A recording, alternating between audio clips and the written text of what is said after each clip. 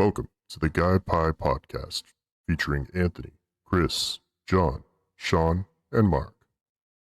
This is a weekly podcast where five guys come together to make the ultimate conversational pie about the games they are currently playing. Welcome to the Guy Pie Podcast. I'm Chris. Joining me is Sean. It's me, Mario. Mark.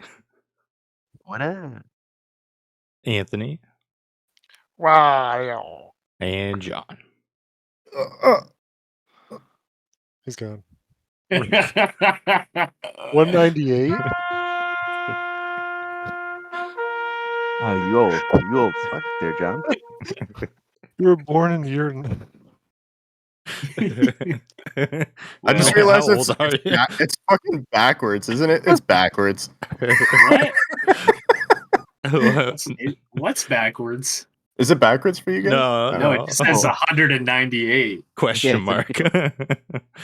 Yeah, I just didn't want to give away my birthday. You know. Oh, okay, that makes sense. Well, that's not your birthday. That's the birth year. But I get what you're. That's enough info to get my credit card info. I already got it. Oh, Amazon. Here we go. All right. Flawless start as per usual. All right, so we'll start off. Really nailing it. We'll start off with. Did you even introduce Anthony? Yeah, before John. Oh, well, forget it. Never mind. Let's start from the top. He said Wario. he put me last like he knew. Yeah. I knew John was planning something. You know, he had something. He up saw his my sleeve. face. All And right. I saw your face. Sorry. All right. First topic is going to be Stellar Blade.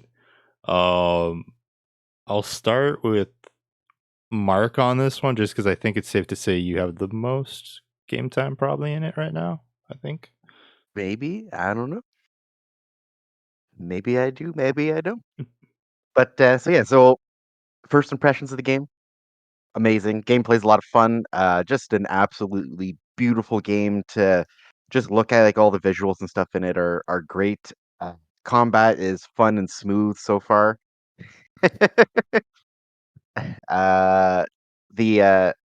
They do give you like a lot of stuff to do, like almost right off the bat. After you get through the first sort of area and get into the city space, then the next area is just like a giant place to explore, which has been a lot of fun. Just going around collecting everything. Yeah, like it's definitely a nice change of pace from some of the stuff that I've been playing. Like it's not too hard, but also has like enough difficulty to keep me engaged. And the story so far has been pretty good, and the voice acting has been pretty good. So that has been a nice change of pace from Ronan. Yeah, that's my review. Okay, no, that's fair. That's fair. Sean, how have you been feeling about the game so far? Well, I'm really enjoying it. It's funny because like the previews don't do it justice. Like you actually have to play it to get a feel for it. And the interesting thing about it is you can tell like it takes a lot of ideas from a bunch of different games, but it's still somehow is its own game, has its own identity. And I'm very interested to see where the story takes me. I'm very much enjoying the combat and the characters and the world building and the world that we're in. It grabbed me. I think out of everything like so far, I would say the combat has really made it for me. The story, I don't know too much about it. So as far as I am, like I beat that Abaddon boss and I just passed the giant crack, and I think I'm just like a little bit past the parking garage, so I haven't made it that far. I did not play the demo, but I'm really enjoying it. I'm really excited. The game came with the flip cover. Every time there's a flip cover in a game, I flip it, and it looks great. Actually, the art on it kind of reminds me of like Metal Gear Solid. But yeah, I'm loving it. I think it netted out around like an 83. I think it probably should be closer to a 90. Like it's probably one of the best games on the PS5, like graphically and gameplay wise. It differs a lot from a lot of the PS5 exclusives that we get, like that third person narrative. Like in the combat itself, it is still a third person, somewhat narrative game. But really enjoying it. I bet Xbox only players are kicking themselves right now because unless it's just a timed exclusive, but I'm pretty sure it's just a PS5 exclusive. I believe just PlayStation like exclusive. Well, 'Cause it's with the studios, PC right? being the exception going forward. Yeah, because Mm. it's like it's AAA, but Sony or like it's AA, but Sony considers it like their own exclusive. It's like it was the same with Helldivers and all that. Mm. This is only considered double A. Double A. I don't know. That's weird because I know it is like their first console game. I believe Anthony mentioned they made mobile games beforehand. Yeah. Yeah, I Double guess that A, makes sense. more like double D. Am I But I right? mean, they're gacha games and they're really popular, so like they do probably have the money to put behind it. It's just a matter as long as they got the skill to put it down, which sounds like they probably do. So Anthony, what are your thoughts on it so far from what you've played? Yeah, so I mean, as we'll get into a bit later, there's lots going on with Destiny that kind of heavily leans into the sense of FOMO, so it's kind of put a wrench in my plans. I booted it up when I picked it up though, and it continues from where the demo, right, ends, kinda. Like the final fight you do on the demo, you'd have to redo that. So I redid the fight, and just the time from the demo till now, like the introduction you get with like that first section, I had already kind of like forgot most of it. So I'm like, you know what? I'm just gonna restart when I have the time and just do from the beginning over. Um, and I haven't had the time. There's like a lot going on this weekend with Destiny and stuff. So I'm forecasting right now that um, next probably next weekend, like Sunday, will probably when I really start the game, or maybe depending on how the week goes, maybe Friday and then Sunday because I'm busy Saturday. But yeah, I'm looking forward to it. From what I have played, obviously of the demo, and then just my recent bout though is like I agree with what you guys are saying. Like this game looks amazing. Like just the and how fluid the combat feels. I can't quite say I agree with this yet, but I have read some people saying that while Final Fantasy 16 was like a great game, that this combat system, I know it's different, but it does have some similarities, I guess you could kind of say. But they were saying the combat system in this game is like way better. And I could see that because just skimming I may not have played a lot of it, but I did skim the skill trees that you have unlocked right away, and just reading a bunch of the different nodes and what they do and stuff. So the combat system seems pretty elaborate, like different combos you do. It's not as simple as spam. I mean, if you're playing on easy or like normal, you might be able to get away with just spamming square and then doing your block or something. I don't know, but the elaborate combos you can do with just you do variations of square and triangle and like holding a button mid combo and stuff. It's pretty in depth from what I was actually like initially expecting, even from what I briefly played of the demo. So I'm really looking forward to playing it. It just probably won't be for another week, unfortunately.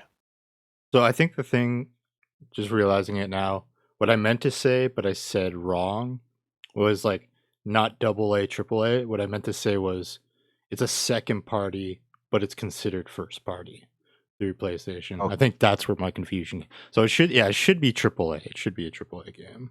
I don't know if that's what you're looking if up, this Sean, but I just remembered that. if it's not a AAA game, I mean, like this is embarrassing for all the other AAA games that have been coming out lately because goddamn.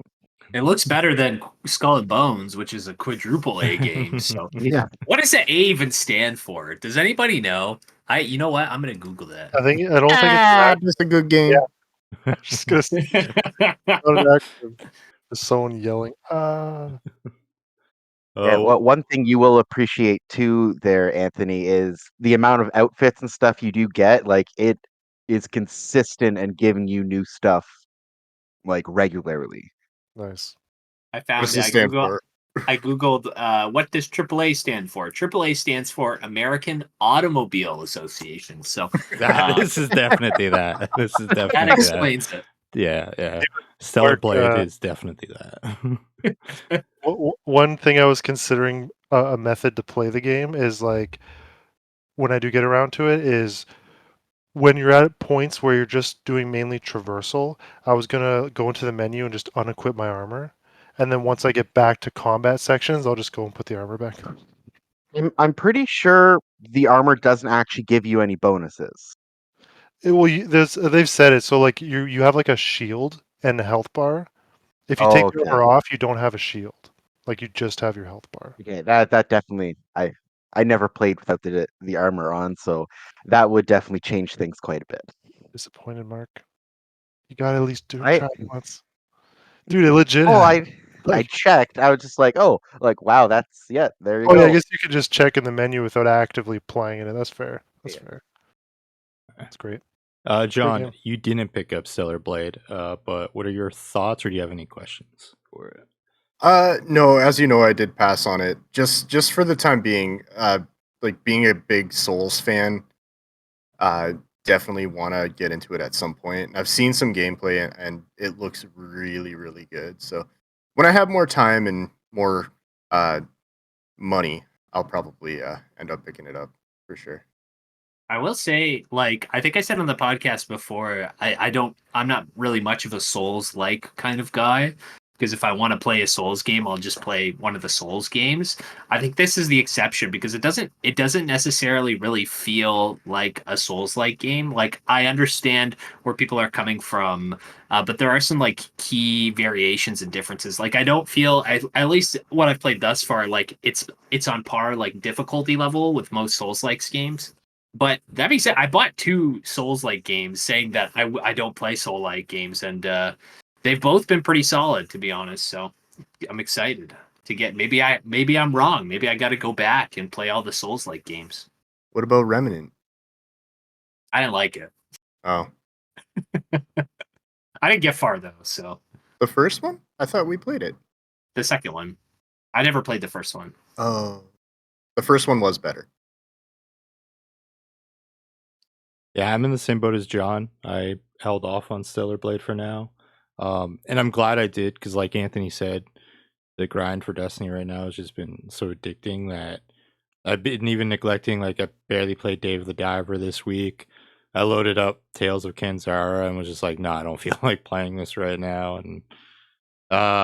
And plus, Sea of Thieves is out next week, so like I'm trying to balance the time better. So I don't want to feel the pressure to have to go through this game, especially after going through like Final Fantasy VII Rebirth, Rise of Ronin. It's been a lot of games lately, but it does look awesome. I am excited to eventually play it. I think it'll be a sale game. Like first time it's 20-30% off. I think I'll pick it up around that point. Or just if things calm down and I'm looking for something to play, I think that's when I'll grab it. Any final thoughts on Stellar Blade before we move on? Stick it in your mouth. Put it in there. All right, so next up we got Final Fantasy 16. How's your journey been going so far, John? Revisiting it. Yeah, so I wanted to play the DLC, but it had been a while since I played the game, and I wanted to kind of refresh myself on the story before I get into it. So I started over. I didn't finish the game at all, so I don't know what happens at the end. But honestly, this like it's feels fresh still. Like I watching the cutscenes, I still get that kind of like that like gut like heart feeling. Like it really catches your attention, and the action in the cutscenes is so cool and so well done. Uh, like the voice acting is really good, and the gameplay is fluid. I can't wait to get to the DLCs. I'm not quite there yet. You have to reach a certain point in the game. But I've like from what I've seen, the DLCs look really, really good. So I'm excited for that for sure. All right, all right. Anthony, tell us about like Final Fantasy 16. You played it way back. You tried revisiting it a couple weeks ago, but then things happened. Things came out. Just anything to say? Yeah. I'm really looking forward to getting into the DLC. It's going to be a similar trek to what John's doing, just because I do want to get the platinum because I'm not someone that likes to play a game twice back to back, so I didn't get the platinum for that reason because you have to do it twice. So I do want to get the platinum, so I am going to opt to do the second playthrough and then do the DLC. Um, so it is going to be a bit of a trek to do it, but once I get around to it, I am beyond hyped because I've only read good things, especially when you're talking like the boss fights that come with it, and just descriptions like from what we've seen of the abilities, and then just people talking about the usage of the abilities. It it sounds next level, like potentially better than anything Final Fantasy 16 itself had to offer. I don't know about story beat wise, like I haven't really seen much on that front, but just like gameplay and whatnot. So this one, it kind of eludes me as far as when I'm going to get to it. Just because I'm already having trouble playing like the new titles I've picked up recently with my current gaming schedule. So we'll get to it. Well, actually, I'll hold that off. But yeah, so it pains me to say I'm not even sure when I'm going to get around to this. Like it might not be for like 3 or 4 weeks, unfortunately. But when that time comes, it's going to be awesome because it's going to be tough because I'm on the harder difficulty, the Final Fantasy mode, and I'm going in as it's been a while, so I'm gonna have to, it's going to be a lot of dying to get refreshed, and I'll probably end up changing up my icon abilities to kind of feel what I'm liking now. Because I think I mentioned it, I don't know if it was on here or to you on our own, Chris, but the setup I had for my icon abilities from when I initially played through, when I was trying to play through them, I'm like, this setup is horrible. Like it was like, oh, I want to use this ability on this icon set, followed by this one over here. I'm like, why aren't they just on the same icon set? Like I had them so I had to like use it, swap over real quick, and then use it. And it's just, I did not have it optimized well. So I'll definitely be revisiting that and have to refresh myself. But I'm still looking forward to it regardless. Yeah, I do want to play the DLC. John, do you know did we ever find out if you could play it with like a post game save file, or do you have to like get to a certain point early in in the story to play it? It's not. It's not early in the story. I think it's like I don't know about spoilers, but it's when the game kind of like really opens up that you can get to it. Okay. Yeah. Well, yeah. So we don't know if because like I'm in like that boat of when it came out, I played it and then I played it again on the hardest difficulty for the platinum trophy. So the hesitation definitely right now for me is, am I going to have to do a third playthrough? And if that's the case, it's like, I don't know if I have that mindset right now just to go through to get to what I want to play specifically from it right now. Well, I think if you have like access to the fast travel, you can get to it. I don't think there's anything you have to like. So if you're locked in on like the final area with the final boss, then you're probably gonna have to go through it again. But like, if you have access to the fast travel, I'm pretty sure you can just do it. Yeah, unfortunately, I left off on like a game ending save file for my second one. So that's where I'm kind of like out of luck. I'm going to look into it. I'll see. If it ends up being accessible, I may end up checking it out sooner or later because I have heard the DLC is like quick. It's I think supposed to be like 8 to 10 hours, so a nice little revisit would be ideal for me. Sean, any thoughts or any desires to revisit 16? Yeah, I want to play the DLC. I think just because there's so many new games out right now, I'll probably wait until there's a lull, which usually occurs for me around like November and December. So hopefully, when I have no games to play, that's when I'll pop it in and try it again. But that being said, there might not even come a time when I have no games to play. My hope is that there's a lull. There's so many good games to play, it's hard for me to go back. Even for a DLC, knowing that it's not very long, that does kind of encourage me to play it and to boot it up. I think I'm in the same boat as you, but I think like I was reading online, you can load old save files somehow. If I even have an older save file, I usually do ladder my save file, so I probably do. If not, like it's not a big deal to kind of run through it. But yeah, not looking to play it right now. I am excited for it, but probably gonna have to wait. I will say Final Fantasy 16 was a great game. I don't think it's like, I don't know. It's definitely not a game that stuck with me.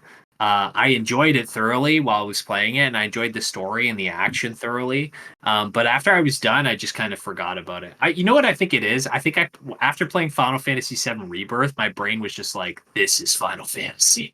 Forget all the old games. This is Final Fantasy." But I'm sure if I boot it back up, that nostalgia will come flooding to me. I also think I have a brain tumor, so. Good stuff.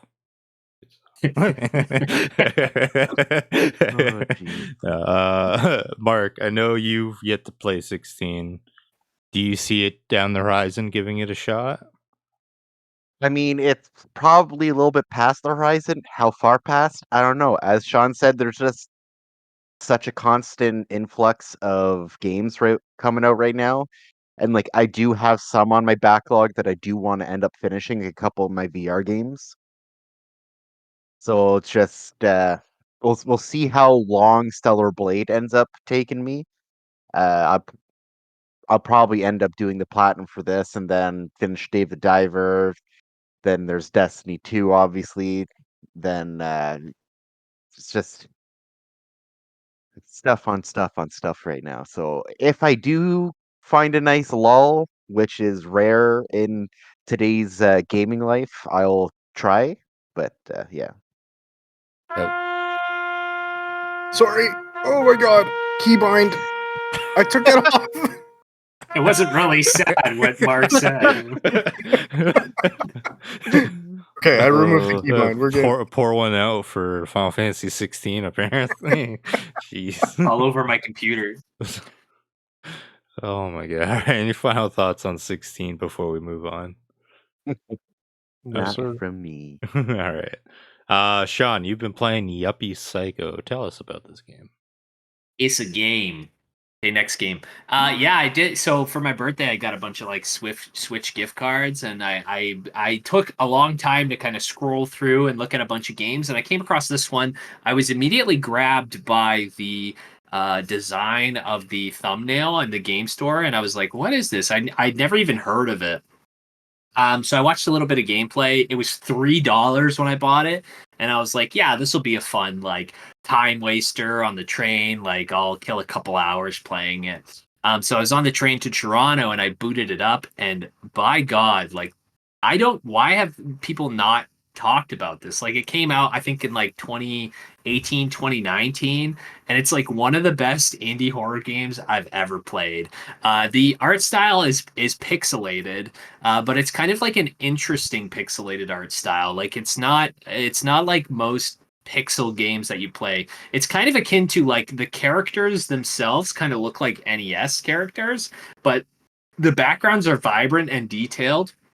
And surprisingly, even for having that art style, it's actually pretty scary and creepy. The story goes like you're just a guy named Brian. You get a letter in the mail to work for like this big corporation, and you're like a lower class citizen. So you go there, you don't know what the job is, and you just like, they're like, you got the job. And then you go to your floor, and then it turns out like they want you to be a witch hunter. So this building is like filled with kind of like spooky happenstances going on all around, and like the humor is top notch. Like I found myself like chuckling quite a bit. The characters are really memorable. Like all of the even like little side characters have their own quirks and stuff like that. The music is fantastic. And the story, like, even though it is kind of goofy, like, the story is actually pretty good and interesting and easy to follow along. I'd say like probably my favorite part is just exploring.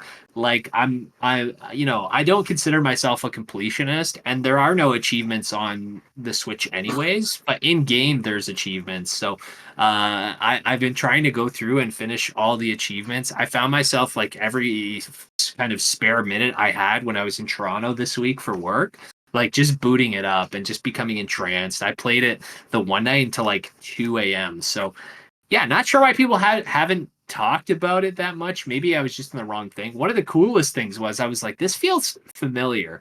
And I will say it's not the same. It feels familiar, like storytelling wise. And then as you go through the game, there's actually like little hidden Easter eggs for Deadly Premonition. I will say the game is nothing like Deadly Premonition. It just got the same kind of vibe, like where everyone's acting like things are normal, but things are definitely not normal. And everyone's kind of assimilated. Even like there's one part where you just like you find a bar, and the guy who created Deadly Premonition is the bartender, like Swery65, and he's talking about Frank Kaizen and all this kind of stuff. So really enjoying it. I was happy to find that in it. You would have thought it would have been on my radar, just that having that kind of cameo in it. But even like going through and looking up like walkthroughs, because I've gotten stuck a couple times on puzzles, like there's barely anything. So you know what? I'm gonna say it. Maybe I'm wrong. Maybe I was just in the wrong conversation, but I think it's a hidden gem. Yeah, I ended up just briefly looking it up on OpenCritic. And it has a pretty decent like overall score, 82, but like only Yeah. 17 critic reviews. So it goes to show like when you compare to more mainstream things, not a lot of people prioritized it for like the review outlet cycle when it came time for release. And it's sad. Like it's really good. Like it's probably one of my favorite indie games now. Like so kind of disappointing going under the radar. I know it does have radar, not radar. I know it has like quite a loyal following, and hopefully that'll go up more. The thing that sucks is like I bought it because it was $3, but now I want the physical, and the physical's like $50. So wah, wah, wah. Mark, with your love for Deadly Premonition, are you sold on this?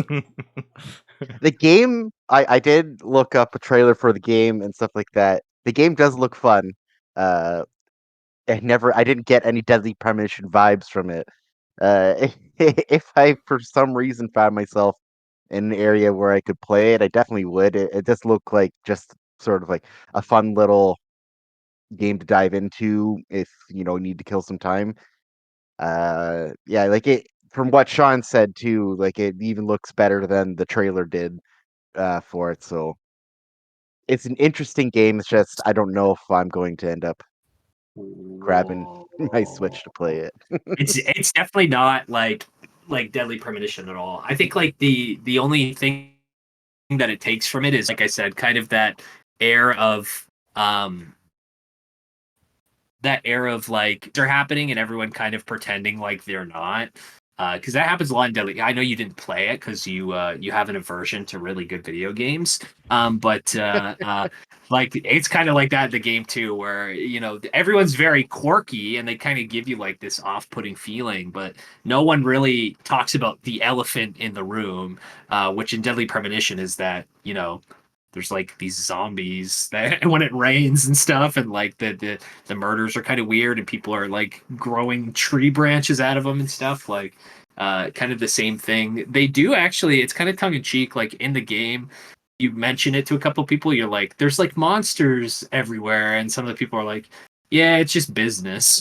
It's like, what? Like, what are you talking about? I think that the scariest thing, even though it's not that scary, is like the HR people are just like women from the waist down, but their heads are just giant lips that spit at you, and they make this like haunting laugh when they're nearby, and it scares the crap out of me. Which you wouldn't expect like a pixelated game to scare you. I will say it's not like terrifying. It's not like Phasmophobia where you're in there and you feel terrified, or like Sea of Thieves when you're in the water. But it does have like an eerie vibe to it. Yeah, for those of you so far who are intrigued with it, it is on sale right now on PlayStation for $8.79. Like not as cheap as you got it on Switch, but it is available there. John, what are your thoughts on this game? Any questions on it? Yeah, it looks pretty cool. I like the pixelated graphics, the horror elements. I do like a good murder mystery, so I feel like it's right up my alley. It's on sale on Steam as well, so I'll probably end up picking it up. It's only like same price, like $8, $9. So That yeah, edition, that edition too. Sorry to interject. Comes with all the DLC. So sorry. well, that's good. Yeah, I'll pick it up. I'm gonna end up picking it up. It actually looks really good. So Anthony, any thoughts on this one? I watched a trailer for it, and all I could think of was, "What the hell is this game?" Like it just looks wild. Like the different things that I saw, like the different, like in the trailer, you see some of the different monsters. Like there was I couldn't tell you, like the guy was running and he was being chased by, it looked like a hand monster or something. Oh yeah, Uh, that's the dot matrix. It's a printer with a bunch of hands on yeah. it. I don't generally do like thriller horror games, but I mean, any time to shine light on an indie game is great. So, but not for me. No, thank you. Oh, that's fair enough. I'll, That's fair enough. I'll have You, really bad dreams. I said you get jump scares in Dying Light too when I'm right behind you. So I I didn't think know you were there. Okay, I had to throw a coin at you. that's fair. Any final thoughts before we move on from Yuppie Psycho? No. Put it in your mouth. Even the Mm. Switch version. I know they put Bitterin on it, but you'll enjoy it still. It'll fit easier in there. Yeah, right in there. Go. Right. All right. Moving on to once again the return of Destiny 2, a hit new indie game that not a lot of people are playing right about now. Never heard of it. Anthony, I'll let you start us off with this. Yeah. So with the whole Brave weapons they brought back and the onslaught mode, every week there's new stuff with the mode, and if you haven't gotten what you wanted from the previous week, that spills over, and there's variants of the weapons that we've talked about that go away, but the normal version stays.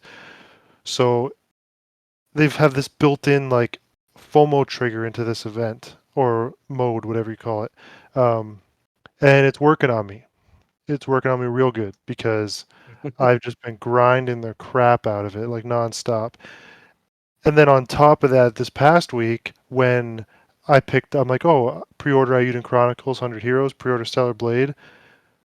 Not only is, the general new week, new weapons for this mode, it was like, oh, the Grandmaster this week is one that we can clear pretty easily. Oh, and it's a weapon I actually want.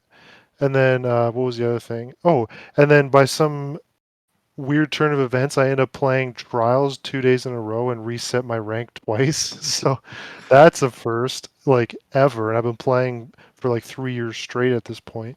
Um, so yeah, it's just stolen my life for like the past couple of weeks, pretty much. As I'm sure you guys have seen, all I've brought to the table the last couple of weeks is just Destiny 2.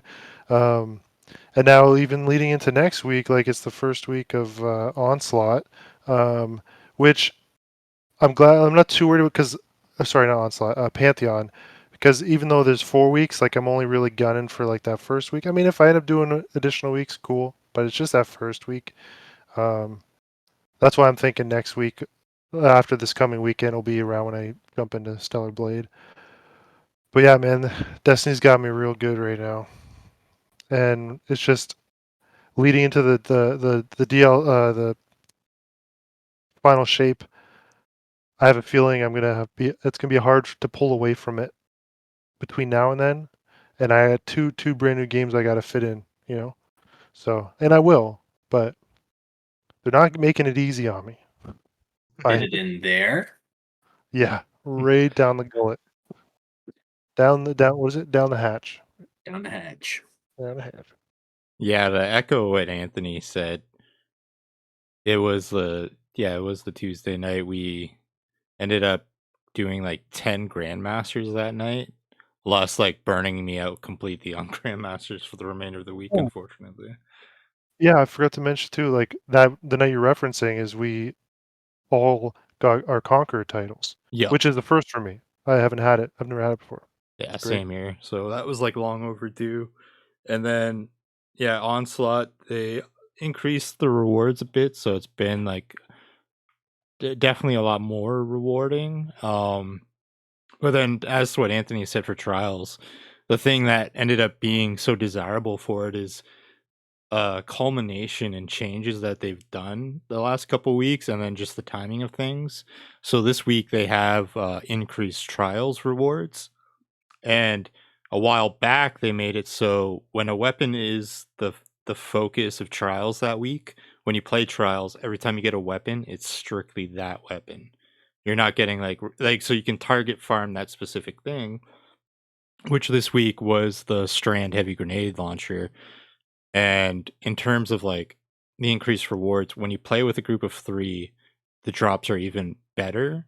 So me, Anthony, and Chad grinded, I think, for like 6-7 hours Friday and probably another 6-7 hours yesterday. And I think to ballpark it from those 2 days, I easily probably got like 50 drops for that grenade launcher.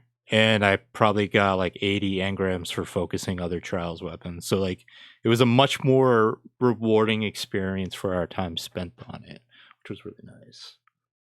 Yeah. Before I go to one of you 3, I will go over there was like this week in Destiny, they talked about the changes coming to power levels with the final shape. The power floor, everyone's getting brought up to 1900 come final shape. Soft cap is 1940, power cap 1990, and then pinnacle is 2000. Like always, if you complete the legend difficulty of the campaign, you'll be bumped up to 1960. Contest mode for the new raid is 1965, so it's not that demanding in terms of grinding for that first weekend. There's like a lot of cool things coming with Final Shape. There's I think it was like Power Leader. Basically, if somebody like say John and Sean, you guys don't play too often, if you link up with me midway through the season, you will be then bumped up in those activities to 5 levels under my power level. So it removes a lot of like that you feel you have to grind the power level, because there's now something in place that you can kind of take a more casual approach.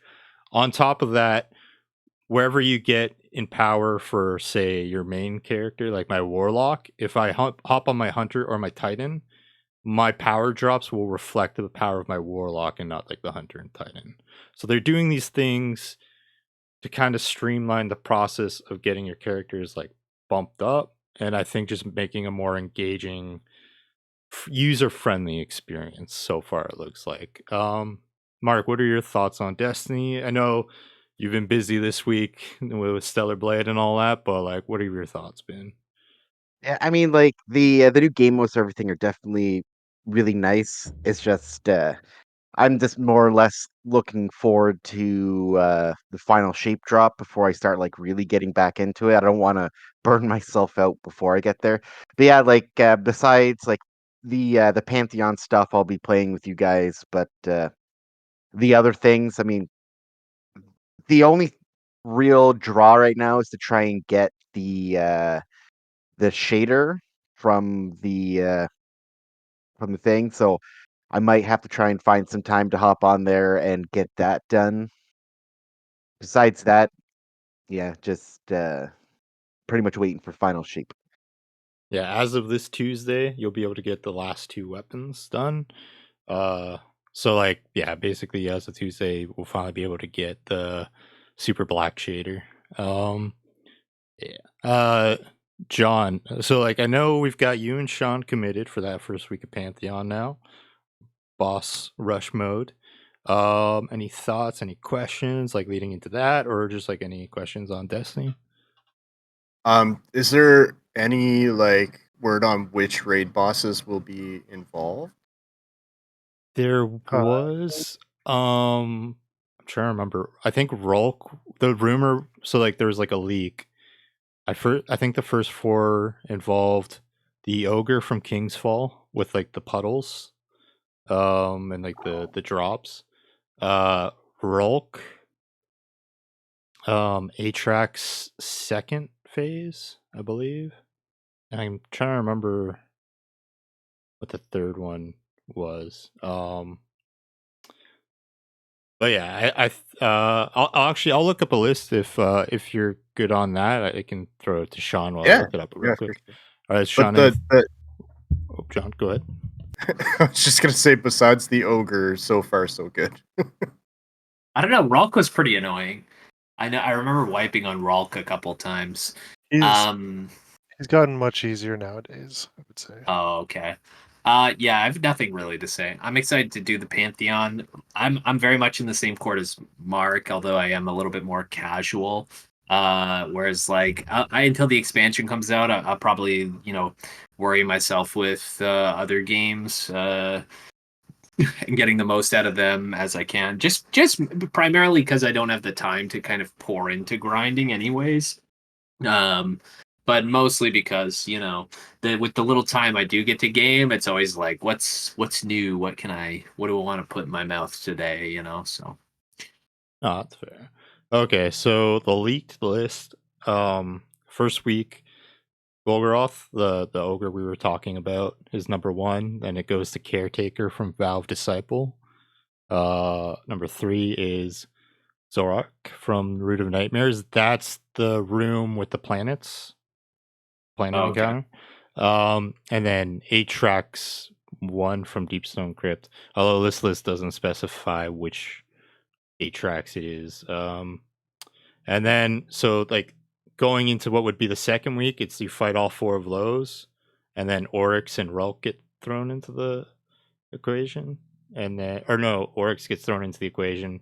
Third week, Rolk gets thrown in, and then the final week is 8 bosses with Riven and Nezarek being thrown into that equation as well. Like Anthony said, I just want that first week clear. There is another leak that shows it looks like if you complete that first week, you will be able to basically pick one of 5 exotics guaranteed from the raids.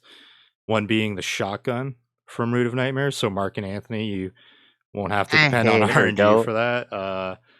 Eyes of Tomorrow, the rocket launcher from Deepstone. Touch of Malice, the scout rifle from King's Fall. The pulse rifle from Valve the Disciple. And Collective. then Collective Obligation. Yeah. And then 1000 Voices, which we all have at this point. So I'll be able, if this is legit, I'll be able to get Touch of Malice, and then I will officially have every exotic weapon in the game.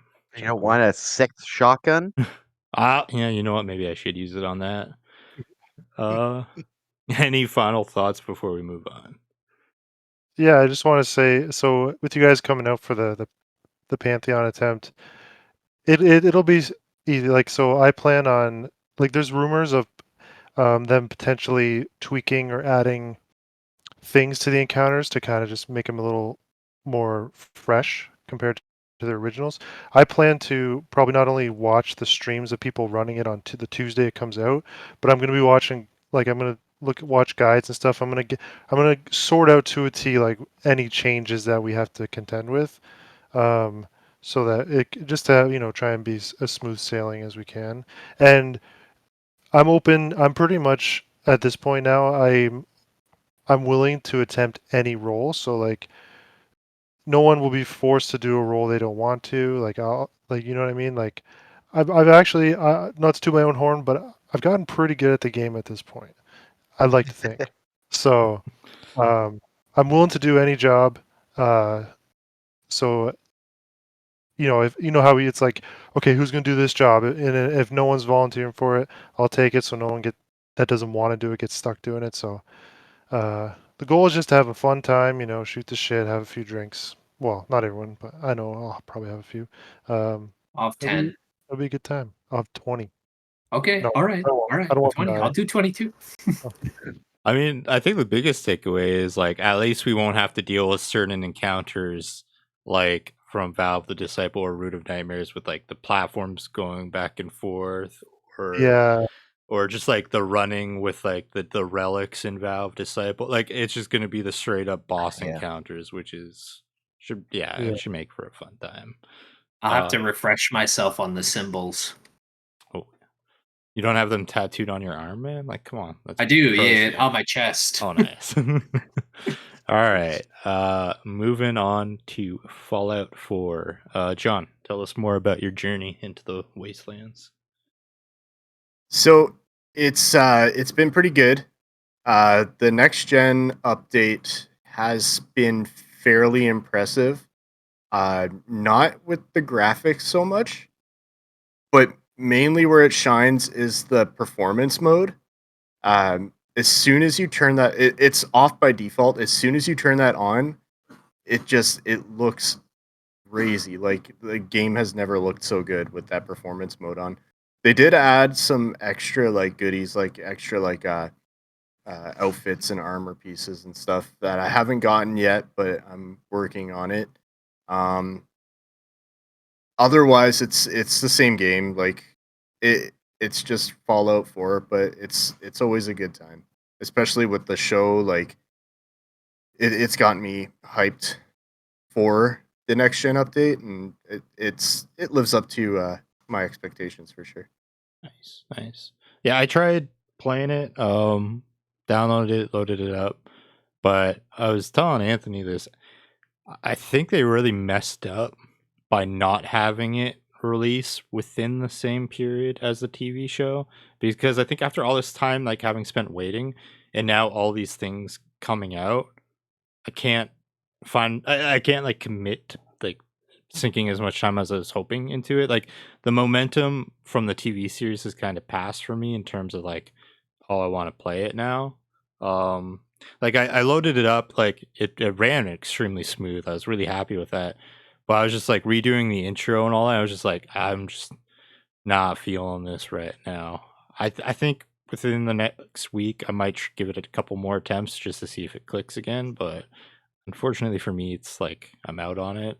Sean, I know you've been playing 76, but has the desire to play 4 hit your mind? Yeah, so as soon as the show was done, I was like, I'm going to play Fallout New Vegas. And I started playing that. And I was like, you know what? Fallout 76 is free on Prime. I'm going to play that. And then I was like, oh, maybe I should play Fallout 4 when the next gen update comes out. I was in the same boat as you. Like, I needed my fix. And I got it. So I was just kind of like, I still am planning to boot it up. I haven't stopped playing 76. Like, I still play it here and there. So, the desire wasn't there because I honestly, like, experiencing a new Fallout game trumps going back and playing 4, even with all the next gen updates. I will say, like, 76 doesn't look as good as Fallout 4. But it's more so like having that new experience is much more enjoyable than going back and living. Not to say that I won't go back. It's just that, it's kind of like, I'm addicted to meth, and then I go to a methadone clinic, and it's like, oh, I got, the methadone. Like, I don't need to go do meth now. I think. You know Is this that a from good analogy? experience. No, What's that got on the my desk fix. behind you? I see it. Is that your meth? No, it's the man chicken. The man Nice. chicken symbol or signal. Man chicken. Like Yeah, disguise when with someone's in need. Yeah.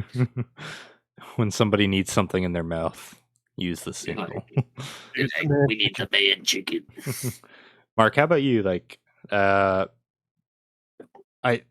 are you at with Fallout 4, like the updated version?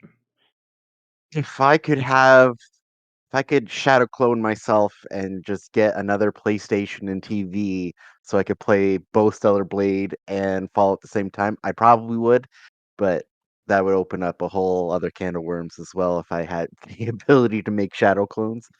Yeah, like I do want to play it. It is on my list of things to get. It's just finding the time.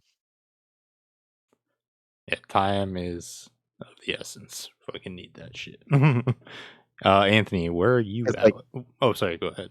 I was saying, especially like getting back into photography and stuff too.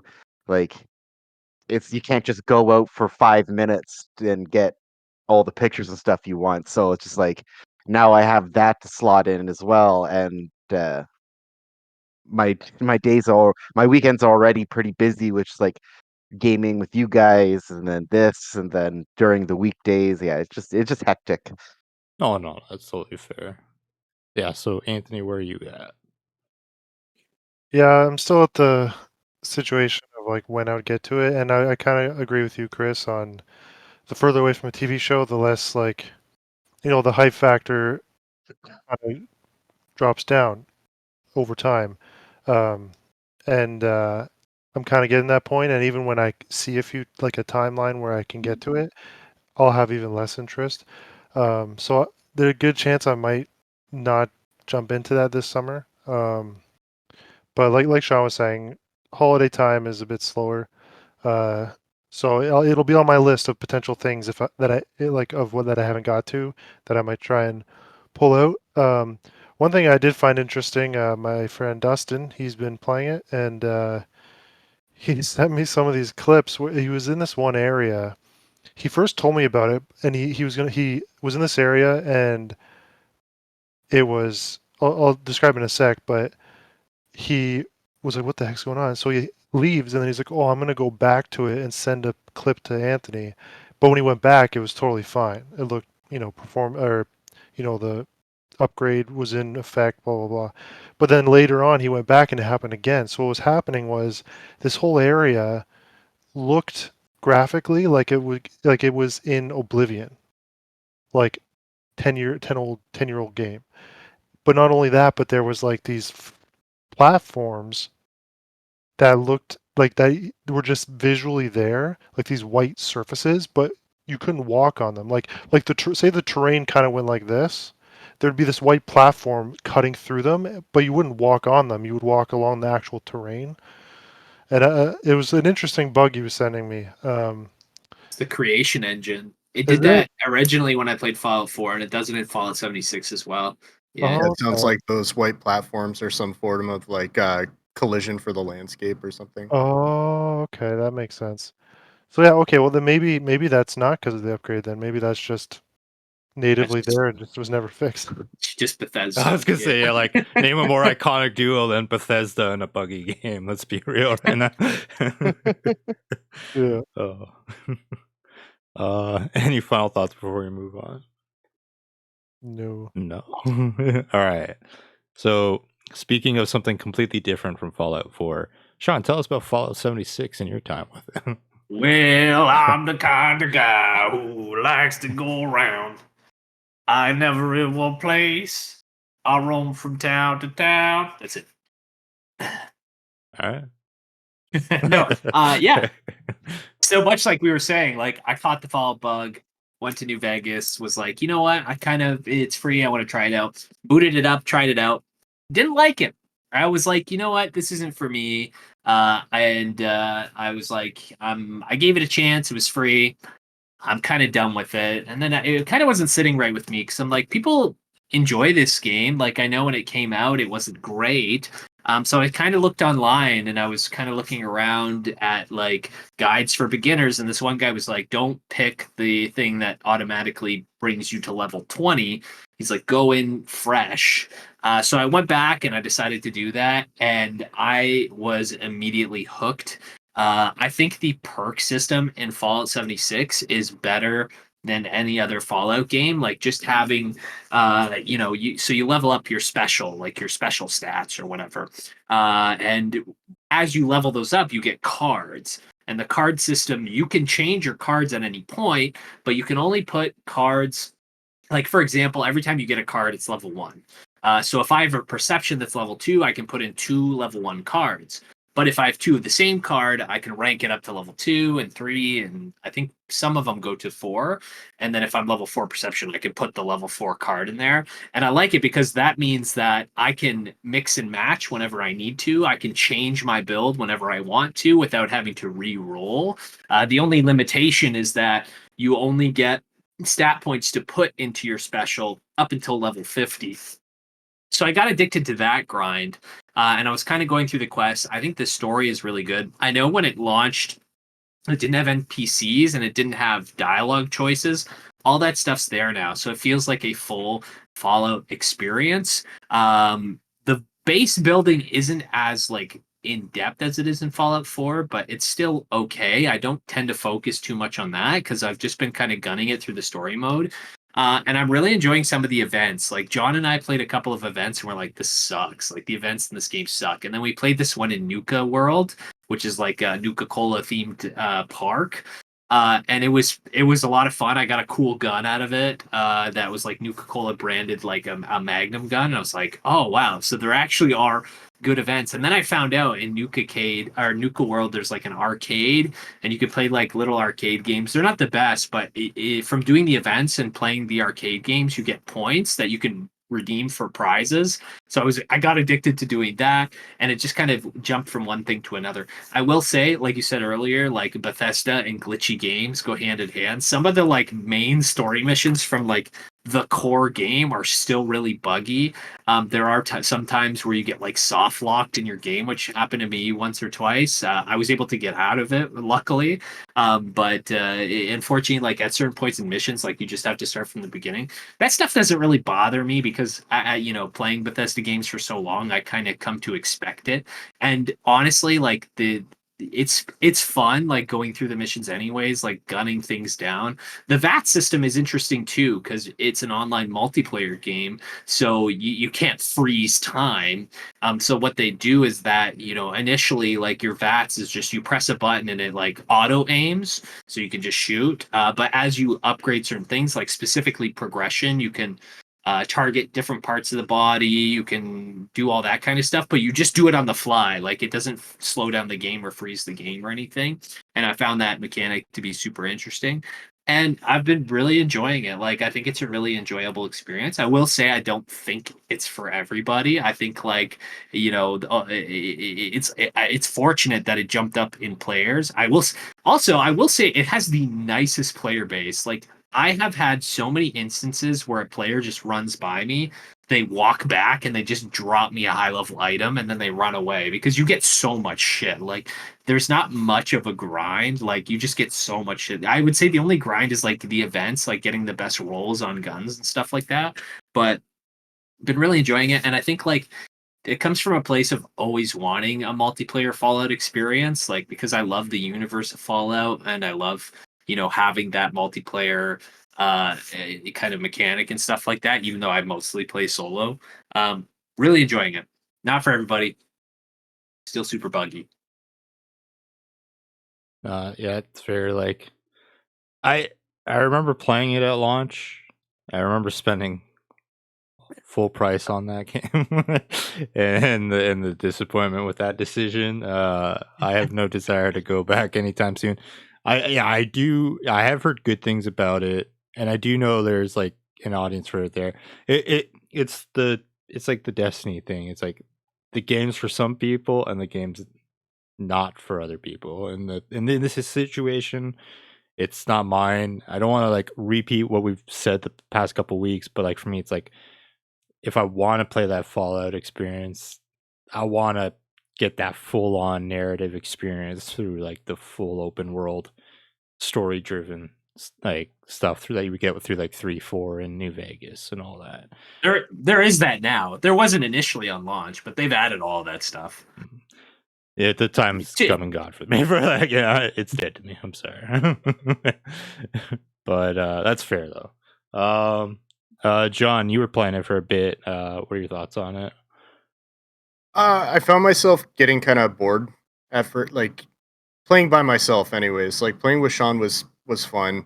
Besides those two events that we did, um, I've seen some stuff on like TikTok where people just like, oh, I'm a new player and somebody invited me to their party, and all of a sudden they're fighting like this giant mutated bat, Yeah, it's and yeah, that looks cool as hell, and you get some good items from it. I can't really see myself sinking too much time into it. It'll kind of be like if I'm bored, I'll kind of pick it up and play it a little bit, try and drag through a little bit to get to the good stuff because the early game stuff is kind of like meh. So yeah, I can't really see myself playing too much though. No, that's fair. Mark, where are you at with 76 in terms of what are you thinking about it? I'm glad Sean has enjoyed it. That's pretty much where I'm at. And Anthony, how about you? I will say, Sean, a lot of your descriptions, like, really interest me. Like, a lot of the details you're saying really checkbox things off lists the list of things I like in games. So I do have that does pique my interest from like none to enough to like I just looked it up on PSN and it shows that I own the game. I don't know if it was free from PS Plus 'cause I definitely didn't buy it. So my question is, I know there's like it's free to like it's buy and once and play, but there's like a optional subscription fee. My question to you is, did you do the subscription fee? And if you did, what is the difference between the two? Like if because I'd be willing to try it because I have it for free, but I don't know if I'd want to put money into it. This subscription is just like a battle pass. Like it's not required. There's like so much stuff in the game itself. Like you don't really need to do the subscription because they've added like a bunch of DLC and stuff to the game since its launch. The subscription is just like a lot of cosmetic stuff for games. There are like weapons in it, but they're mostly like reskins of other weapons.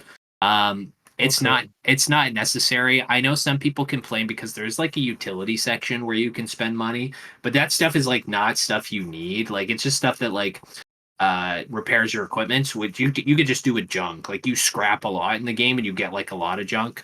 One of them's like to increase your weight capacity for 30 minutes. Like the subscription itself, which is Fallout I forget what it's called. I think it's just called Seasons or something like that. Or no, Fallout First. Just gets you like different cosmetics, different things for your camp. So if you really get into the game and you want to like have like certain things in your camp, like it's good for that. Different paints for like your body armor, but none of it is necessary. Like there's so much, especially like going in fresh. There's so much stuff in the game you're gonna unlock just by playing it, because it includes all like the DLC and stuff like that. That it's not really necessary to do it. I did it specifically just because there was a deal on it. It was like I think it was like $7 or something to get a month. So I was like, yeah, that's a no-brainer for me. Like I'm playing it enough where it makes sense for me. But if you're someone who just wanted to like play casually, I mean, I don't see a big deal. Also, like it's the same thing. Like you can go through the whole battle pass and see if there's anything you'd like to kind of like get you to go in there, but I don't think it's entirely necessary. It doesn't make the game any easier, certainly. It's just like mostly cosmetic stuff. And you're saying you're focusing on the story. You briefly mentioned like the base building. Can you like play this and just completely avoid base building, or You is it kind can, yeah, you can. Like, so one of the like things about base building is that you can set up a vendor, so you can sell your stuff to other players and make caps that way. okay? You can't really do that any other way, other than like going and selling to the NPC vendors. And you could set up all your like repair benches, like to repair your equipment and your weapons and stuff like that. That's not necessary because you can find repair benches like everywhere. Like I run into them every so often to like scrap your junk. And also like it's not you could literally set up a base and just put all your benches there and then put like you kind of want to have a stash because like your weight is limited to your strength attribute. So you can just put a stash there just to kind of put things in there. But that wouldn't take like any time at all. I don't think it's necessary. Actually, you can find stash boxes, like your own stash boxes around the world as well to like stash things in. It just kind of makes it a central hub for everything. So Okay, so it's not like a requirement to spend like hours and hours no, base I've building. barely spent any time building my base. Like I just use it for repairs. Like I have a vault set up to like where I put some cosmetic things because I was just kind of goofing around, but no, like it's not necessary and it's not like required. I think like I like having my vendor, so like I kind of fancied up the area where my vendor is. But outside of that, like it's definitely not like a requirement. Definitely not something that takes a lot of time.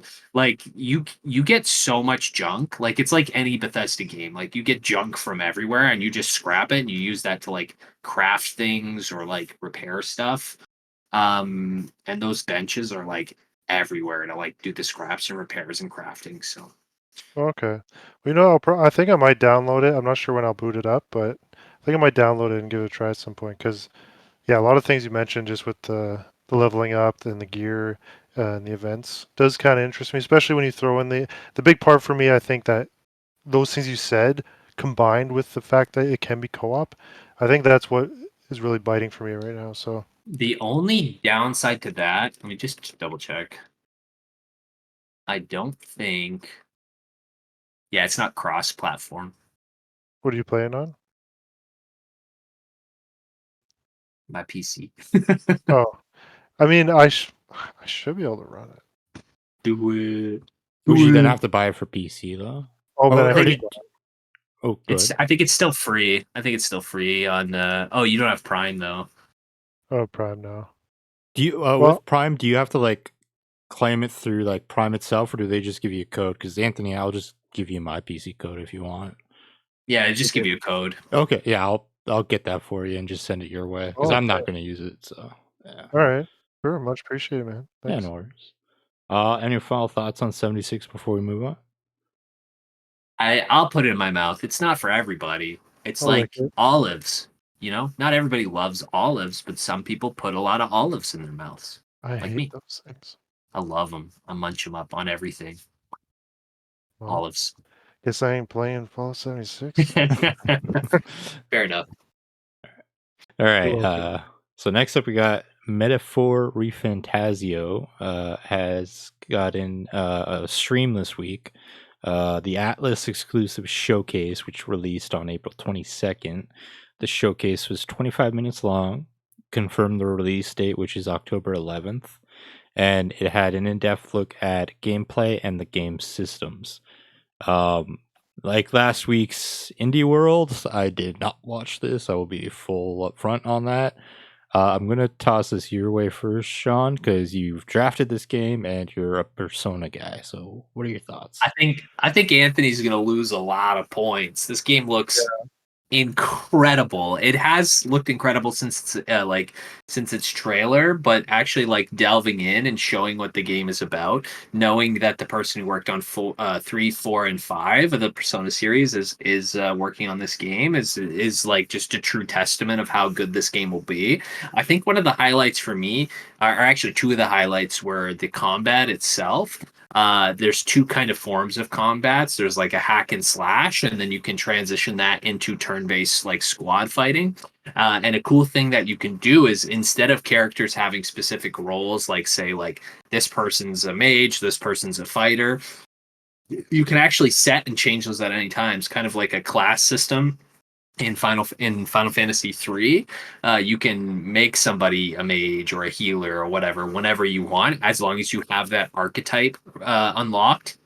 And as opposed to having a persona, having that archetype essentially summons like a hero of old that you get to kind of jump into like their skin and fight as them as you fight through. So they showcase like, okay, what would it look like if we had 3 different brawlers or 3 healers? Like you can really mix and match whatever your play style is. And I thought that was really cool. The world looks really interesting. They showed one part where you're on like this giant mechanical walking thing, and it looks beautiful. Like I was already excited for this game.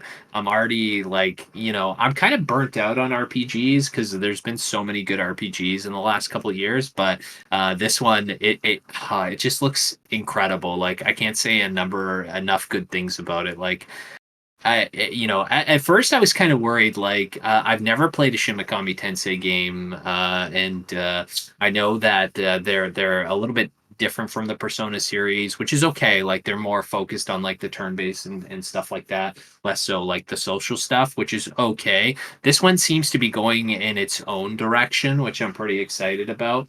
The gameplay looks fun. The graphics look good. The world looks incredible. They said like the story itself plays out more like a novel, but they're like a novel or a movie. Like it's that grandiose, but it's done so like throughout the game and being a game. Like it's told like that, but it's grandiose like a book or a movie. I think is like specifically what they said. And also like they did mention it's the guy who worked on it did work on a Shin Megami Tensei game, but only 3. And as far as I've heard, like 3 is probably one of the best ones. So yeah, super excited to see a negative 30 points on Anthony's draft. And hopefully it lives up to the hype. I think it will. Like I don't think I've ever played a game from those developers that I haven't liked. So pretty high bar of standards. Nice. But yeah, I know you say like you've been getting like burnt out. There has been a lot of RPGs, but at the very least, at least it's not till October, right? Like, so Yeah. that is a decent chunk of time for you to kind of get a second wind, hopefully. John, what are your thoughts and vibes on this? The way Sean's describing it, I didn't watch the stream myself, but the whole class system, job system thing kind of piqued my interest. I kind of forgot about this game because it was like briefly touched on one of the streams that we all watched, and then it kind of like fell off the face of the earth, and then just re came up recently. And yeah, no, this is definitely something that piques my interest. Something I'll end up getting. I do like Persona games a lot, so this will be a day one for me for sure. Even if you just like skim through the video, just check out like the landscape and stuff, and like even the UI. Like I know like the Persona games all have like really stylish UI, like that is all in here, and it looks great. Like so, what I did was I didn't get a chance to watch the whole stream because I think it's quite long. But I was able to kind of scan through. Oh no, it's only 25 minutes. It looks like. But I was able to scan through it and catch all the important bits, and it has like those classic, kind of Persona anime cutscenes as well. So Cool. Mark, any thoughts on this one? I watched the trailer, and the trailer looked awesome. That already piqued my interest. But then, like as John said, as soon as Sean mentioned the fact that you can customize the class systems on everybody, and you can kind of tweak your party, that right there, it's pretty much already sold the game to me. Because like I've played a few games like that, and with that just ability to take full control of like how things going. It's like, okay, here's your mage, your fighter, here's your healer, and here's like another like roguey DPS thing, and this is what you have for the game.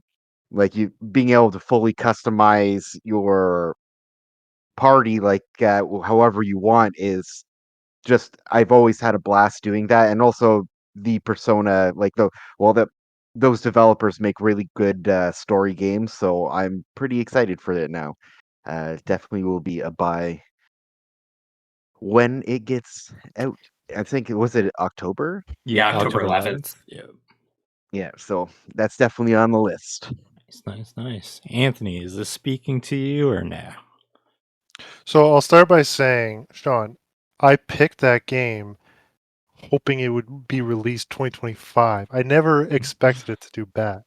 I am definitely royally fucked because it got a release date this year.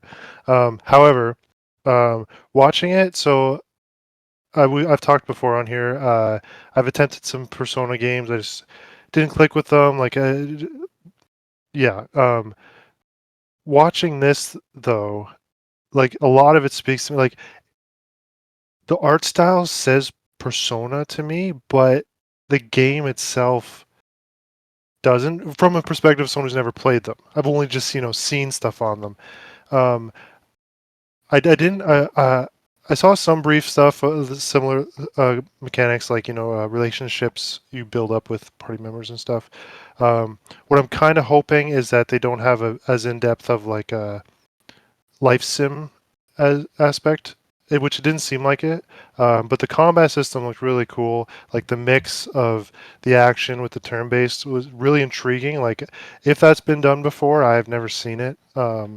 So it looks really cool. The art style too is like not only is the art style great, but like at first when they were showing the desert, I was kind of like, okay, yeah, like it looks all right. But then it started showing like where like it was a more populated area with like assets, and it's just so detailed. Even though like the color scheme is just like generally solid colors, not right mixed together, but it's so in depth and like large, like the draw distance in some of the shots with the detail in the distance, like they looked really good.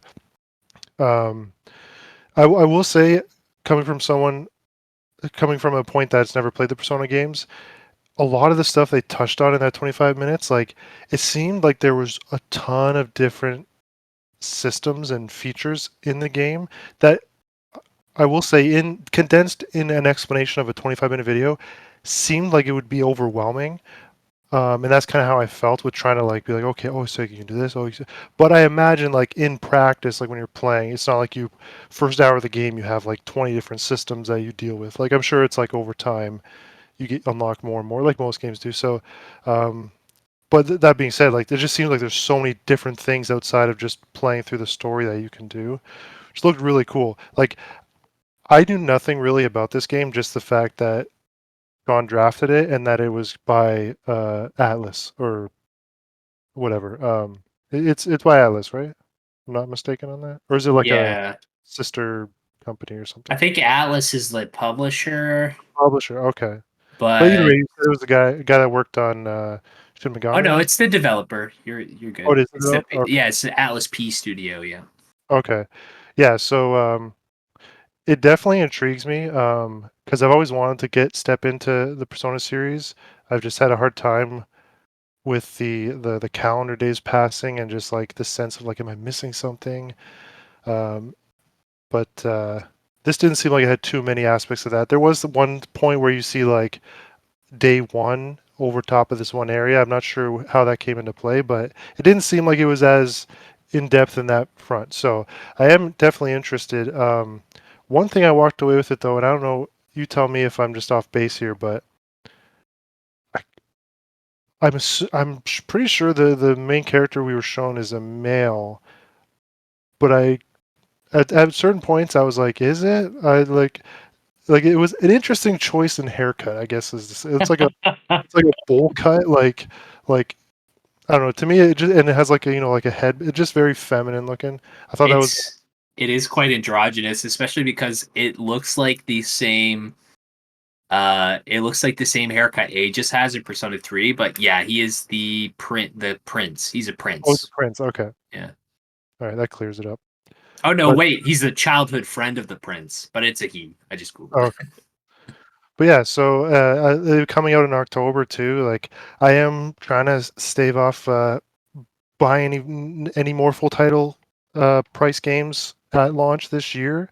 So I might try and wait for a sale, but I tend to give into hype pretty easily. So if there's enough hype around release date, I might end up doing it. We'll I'll see. just do it then. I'll just hype you up. I'll just like call you every night and be like, "What a ReFantazio, Anthony, buy the game." You just hack into my Amazon Alexa. You just start talking through it. All right. Any final thoughts before we move on? I'm I have probably to gonna put that in my say, mouth.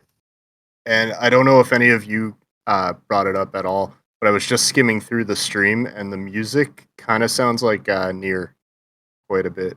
Yeah, a little bit, Oh, yeah. nice. Which is not a bad thing. That's a good thing. No, Actually, not at Stellar all. Blade, the music kind of reminds me of Nier a little bit as well. All Good right. trend. Yeah. All right. Next up, we have the Knuckles TV series that they released the 6 episodes on Friday. I ended up watching all of it. So I'll start us off with it. I was genuinely really surprised with this show. It was like absurd in a way I really appreciated. Like I know when I get to you, John, you gave up on it within the first 10 minutes. Without getting into spoiler territory, I don't know if I doubt you probably have watched that episode 4 yet, Sean, that I told you that you have to Yeah. watch. Like I genuinely can't wait to get your impression on it because like there's something I've been dying to talk to you about for it. Like um I'll it, watch it right now. it's so weird. It's so like the premise of it is Knuckles gets grounded and he ends up going on a road trip with the cop from the films, Wade, who's planning to go to Vegas to win a bowling competition. And like the reasoning for things like you find out like later on. And then as soon as like they leave Green Hills, 2 agents start trying to kidnap Knuckles to like steal his power. And there's like a surprising amount of people within this show. There's one I'm specifically not saying because it goes to like what I want Sean to see.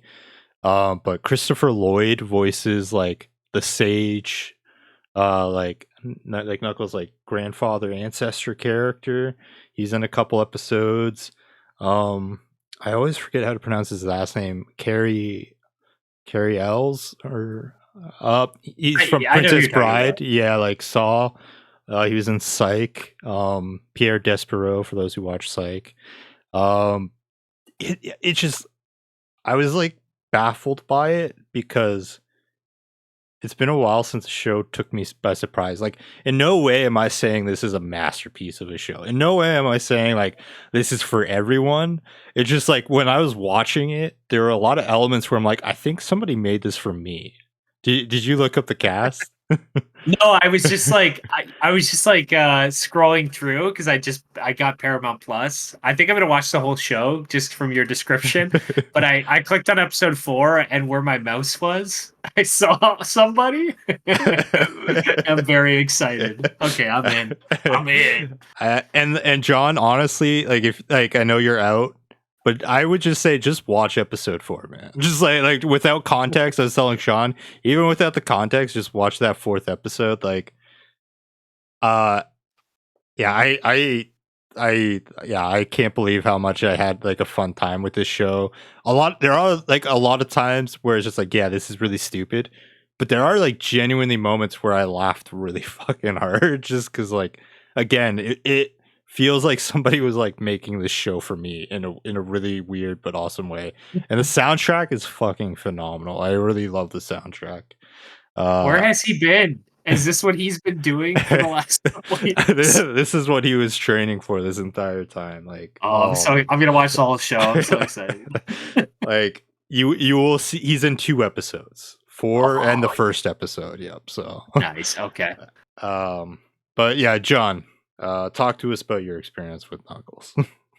So I'm willing to give it a second chance, but I mean, within the first 10 minutes, I was kind of thrown off by a bit of product placement, and the corny joke that followed kind of made me throw up a little bit.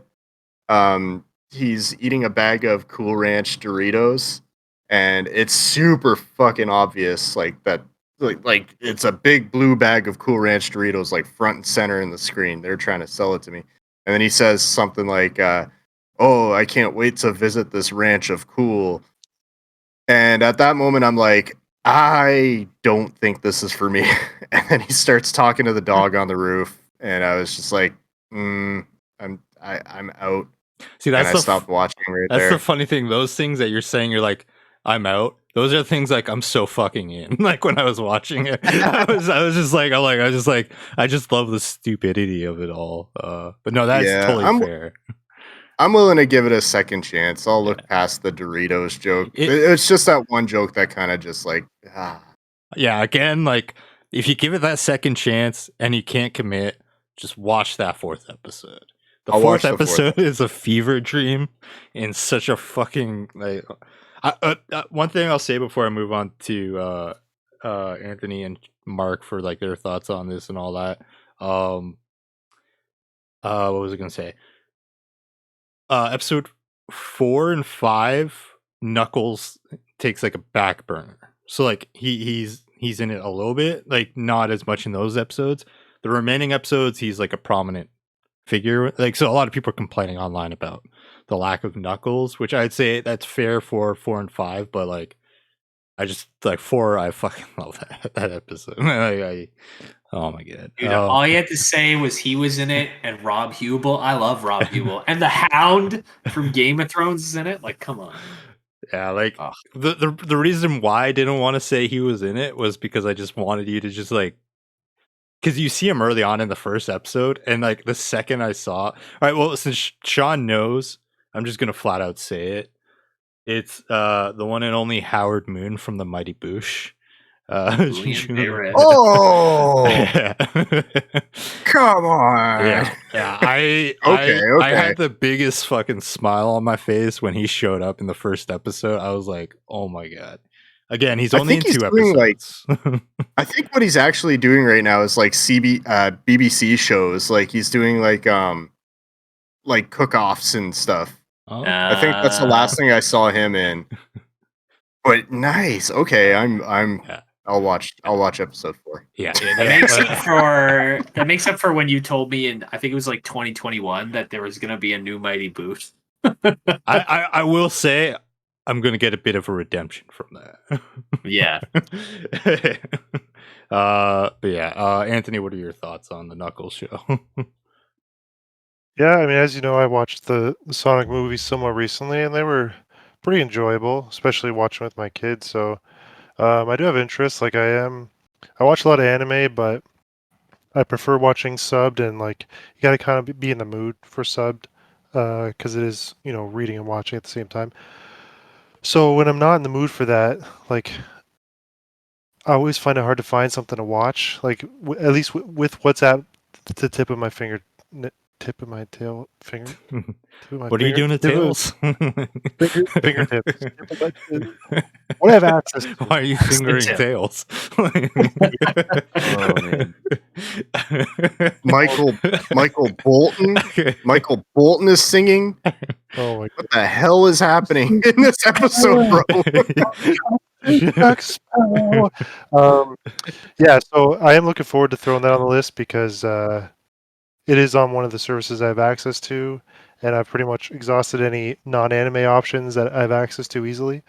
So I'll probably try and watch it with Lincoln when I get the chance. You probably right after I pick him up from school. Maybe we'll just do like one episode a day because he's a kid, right? Short attention span. But I mean, who knows if after the first few episodes, if I'm like, okay, I got to finish this show, I might just watch it without him. But yeah, I do plan on watching it. I actually plan to get to it, some of it this weekend, but with getting hooked on that drip feed of fucking loot from Trials of Osiris, I ended up putting it on the back burner. Yeah, no, that's totally fair. Mark, where are you at with the Knuckles TV series? If I ever find myself with Paramount Plus, I'll watch it. It sounds fun, but yeah. I Understand. do want to watch the Sonic movies and stuff like that. Like they do seem like they're fun watches. It's just I don't currently have the streaming service to watch them on. Maybe they'll do like a marathon showing when 3 comes out, and the boys will just all get together. We'll go watch all 3 of them. In I'm costume. in. All right. Yeah. No, and yeah, I will say I don't know, like that's our second Mighty Boosh cameo in a video game series this year. We're gonna see Vince Noir make his way to Noel Fielding. The next whatever is coming. I don't know. I'll have to wait and see. The Skyrim TV show. All right. So moving on. The Hades 2 technical test is currently happening. It's looking at like it will end April 29th, which is tomorrow. Supergiant said early access will release relatively soon after the conclusion of the technical test, so not immediately. The purpose of the test was to identify and address key technical issues. Players could request access to the test via the Steam store page, but access was being given out selectively. Early access for Hades 1 started in December 2018, and the game's full release was in September 2020. So, like, roughly almost 2 years of early access. I will throw this to John. What are your thoughts on the technical test and early access approaching? Early access. I mean, I probably won't end up getting a code or anything, right? Because it's selective, right? It's pretty cool. I mean, I hope they work out all the bugs, and I really liked the first Hades, so I'm sure I'll thoroughly enjoy this one as well. I haven't really seen much from it, so I don't know what to expect, but I'm sure it'll be solid. To clarify, the selective was for like the technical test. Early access should probably be anyone who wants to access it. They just have to pay for it, I believe. Like Oh, okay. pay up front. Yeah. Okay, That's yeah, typically then usually I'll how do. it goes. I'll do that. Yeah. Sean, what are your thoughts on this? Sorry, my phone or my computer was making like the USB unplug, plug, unplug, plug. It's still doing it. It's driving me crazy. What the hell is going on? I never even played Hades. I cannot focus. Go to someone else. What the fuck is going on? Do you have a wireless keyboard? No, I do have a No. wireless mouse. Maybe it might Yeah, just be my unplug it. phone. Plug it back in. Might be my phone. One sec. Oh. Let me try. Yeah, it's my phone. Okay, yeah, I never played Hades. I want to play it. So I have nothing to say. I don't know. I know I heard it's really good. Mark and John kept saying to play it, and I was like, guys, lay off. I'll play it if I want to play it. And they kept screaming at me, and it kind of scared me. Mark showed up at my house one day. So I was kind of put off from it a little bit because I felt threatened. But you know what? If they lay off, maybe I'll try it. If you do want to play, I do have a physical copy that I could lend you. If you don't play it now, Sean, I'm gonna break your legs. I actually think I own it. I bought it, but I'll play it. John, I'm sorry. After you watch Knuckles. After it, yeah. I gotta watch Knuckles first. Yeah. Mark, what are your thoughts on this? I will say they haven't said for early access anything other than PC. Typically, early access is limited to PC, so like maybe that's something you play on your new laptop. I don't know. Maybe we'll see. See where the gaming world takes me the next little bit. But yeah, no, I played the first one. It was a ton of fun. I thoroughly enjoyed it. I never ended up actually beating it, but it was a lot of fun. When it gets full release, I'll probably end up looking into it, or even maybe I'll do the early access. I'll try it out on the laptop. The picture quality on this is really good, so it'll be interesting to see how that game plays.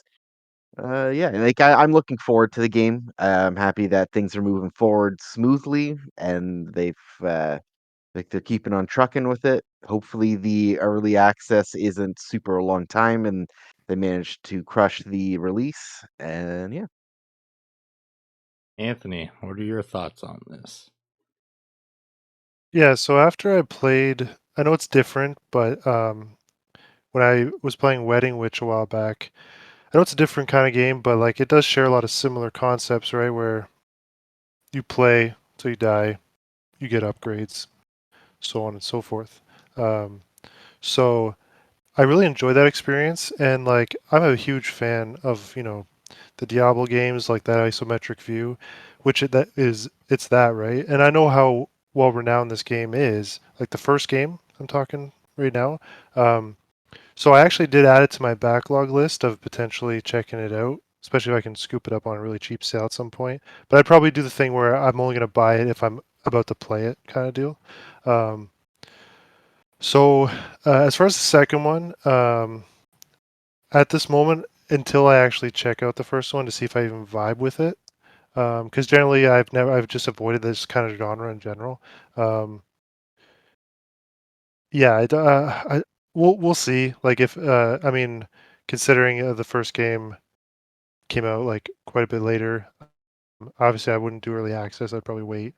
Um, so yeah, chances are I wouldn't play it, unfortunately. But I mean, it does look really cool, just like the first one too, like the art style and everything. But yeah, probably have to pass on it. for now. Fantasy critic wise, how are you feeling about it? Well, I mean, it is what it is, right? Like from what you said, it's probably not coming out. That's why I was saying.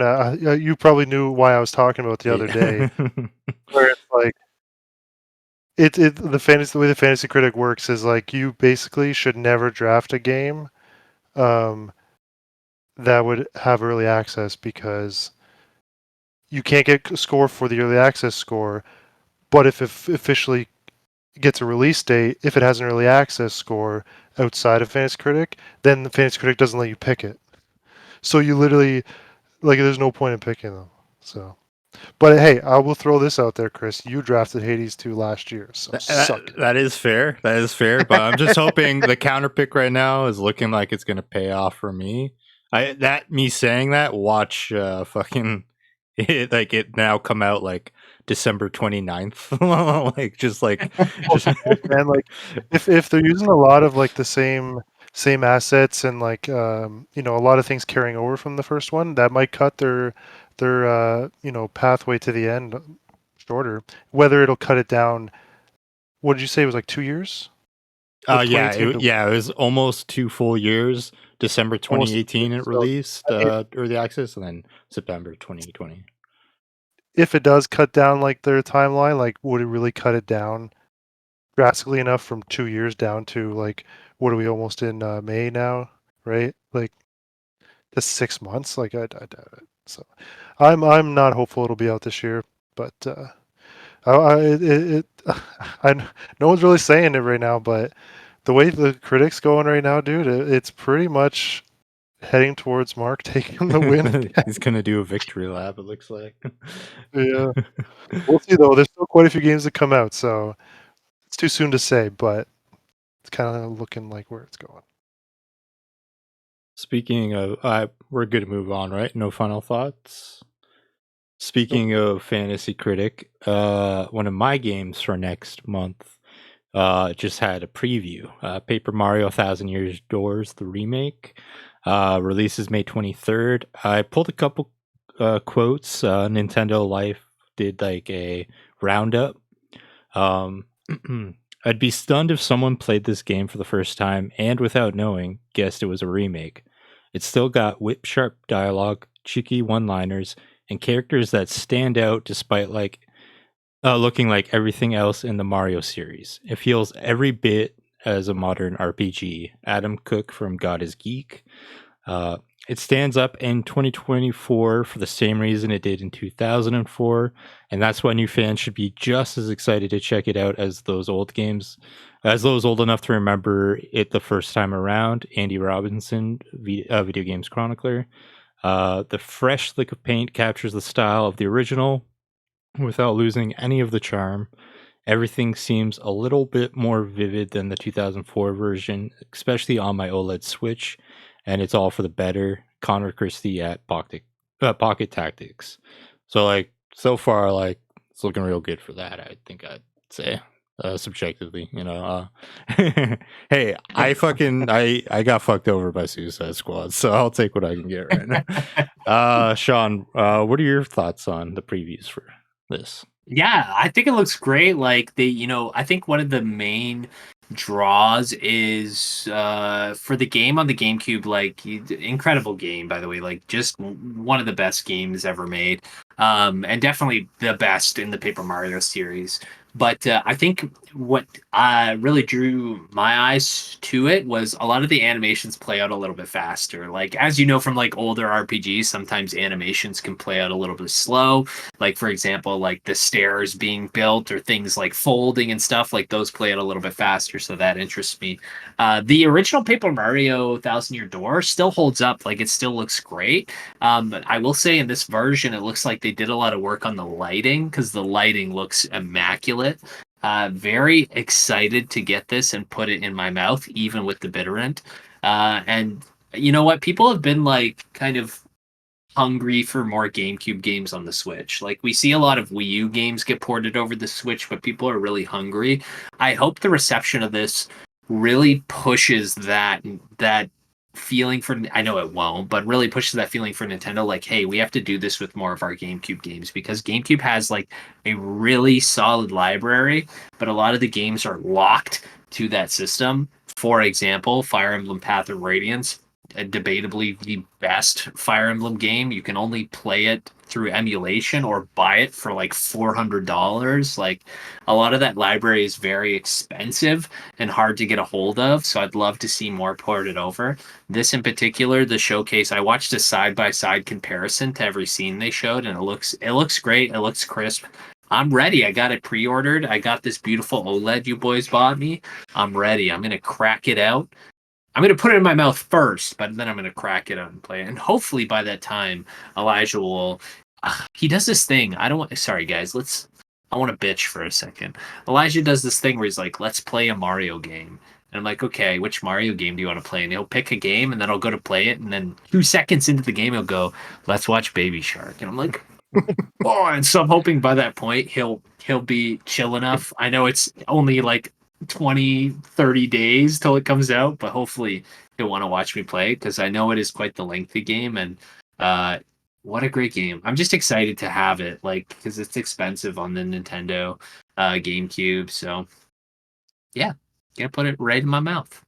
Yeah, no, that's fair. That was like a big conversation we got into last week with the whole emulating and all that, and just how ridiculous it is in terms of pricing nowadays. Because what I was telling them when I went to GameMD, it, Pokemon Emerald was priced at $249.99. It's just like, Yeah. geez, like it's so expensive to like play these games that you want to play, but then it's forbidden to like emulate them because it's all bad. But yeah, it's just It doesn't make sense. It's not like Nintendo makes money when people buy their used games. Like, what do they care? Yeah. I think what's more important is keeping like the history alive, like for new entries into the series, like keeping video game history alive. I think that's what a lot of emulation does. It gets into a little bit of a gray area where you have games for the Switch being emulated, but at the same time, like, you know, are they still making money? Check. And like who cares? But, you know, I don't want to get sued, so I'm gonna back down. Sean, Nintendo is right behind you right now. John, is this a day one for you? Oh yeah. Paper Mario and the Thousand Year Door was one of my favorites on the GameCube.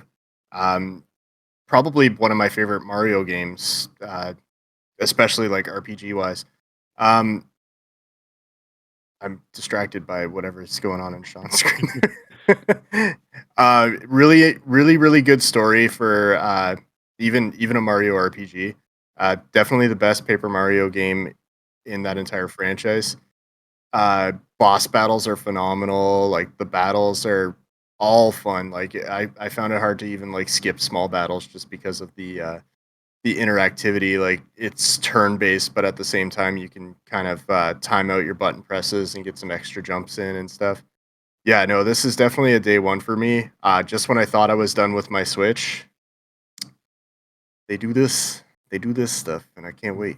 Done with your Switch. Yeah, done with my Switch because there's nothing. What I do don't you travel. I don't travel. Like I don't need. There's still such a vast library, you know. Yeah. And but I mean the Switch 2 possibly coming out next year. Like wait till then to be done with it. I'm a sucker. I'll end up buying it, but Hell yeah. I will say before yeah. I throw it to like Mark, and not to like interrupt, but like, has anybody else gotten really tired of like the consistent use of like Switch 2 like clickbaits, and just like people are like beating that to the death on like YouTube and Twitter, and it's just exhausting.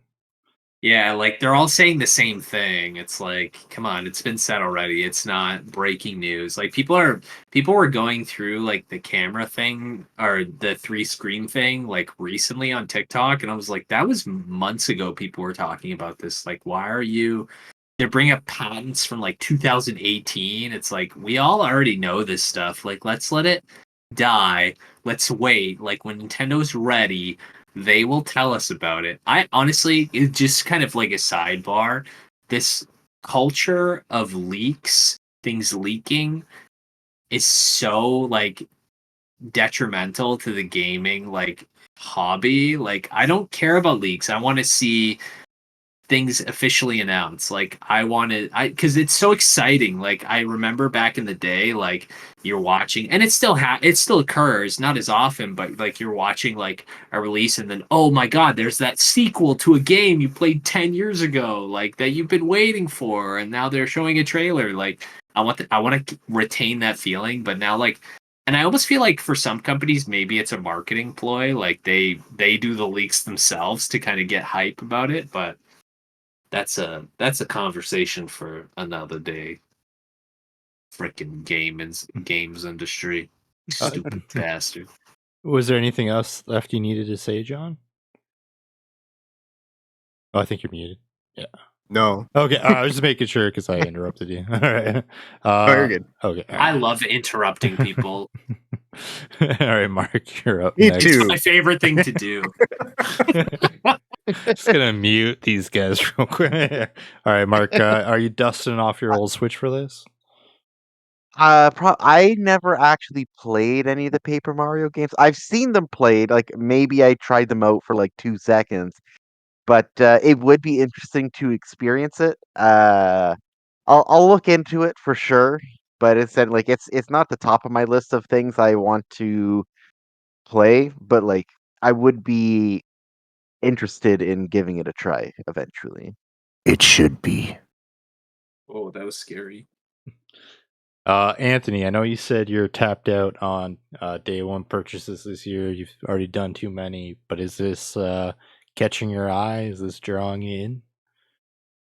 Yeah, I actually, I would probably have to like I've never sat down and like critically thought about it, but I would probably say the Paper Mario 64 is probably one of my favorite Mario games that I've ever played.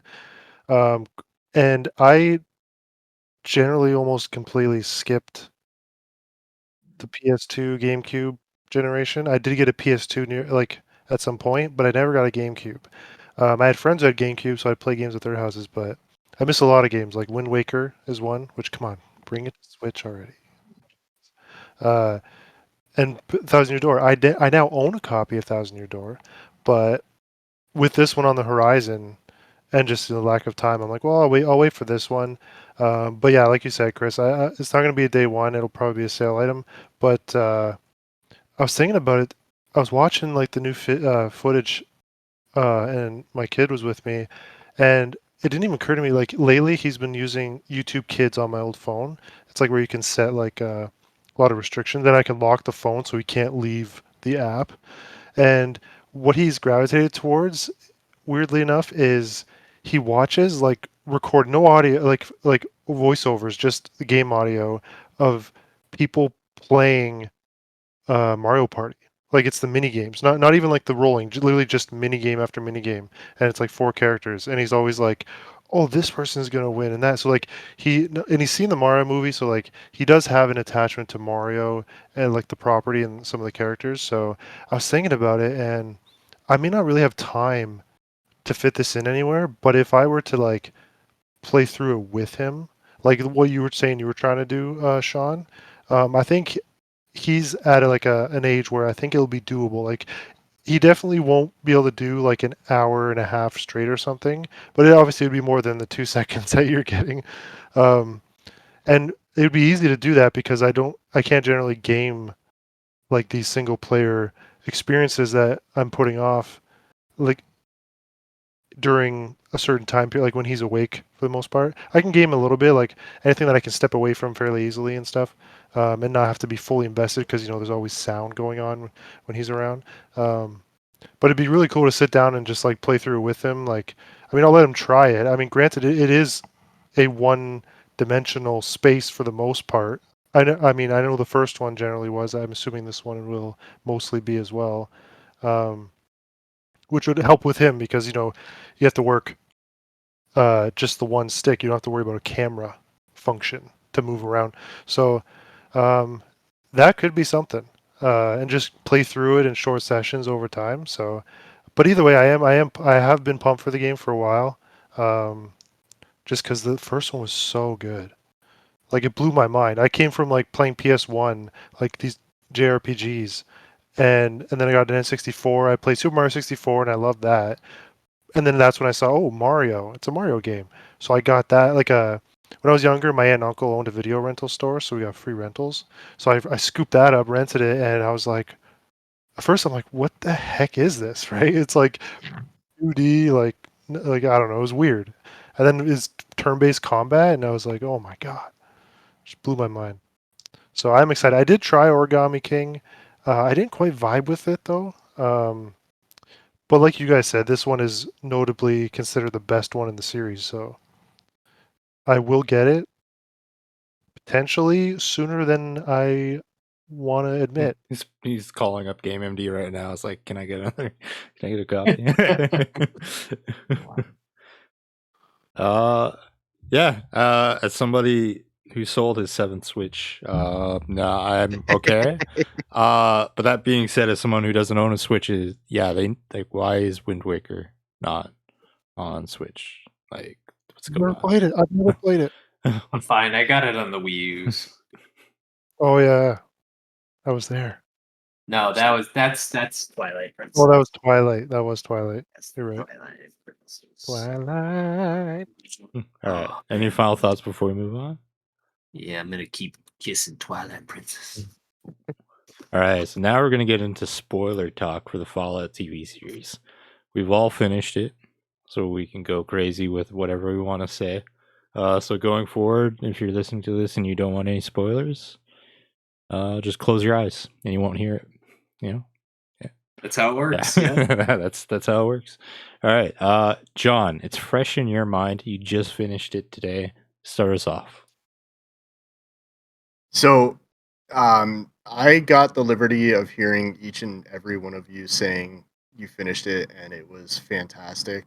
I literally watched every episode from the fourth episode today. Um, I thought it was fantastic. I thought the show really nailed the Fallout feel with the humor, with the violence, with the story. It was crazy. And getting to the end, like the last two episodes, they just like bombard you with just plot twists and crazy shit. And I gotta say, I was extremely satisfied at the end, if not wanting more.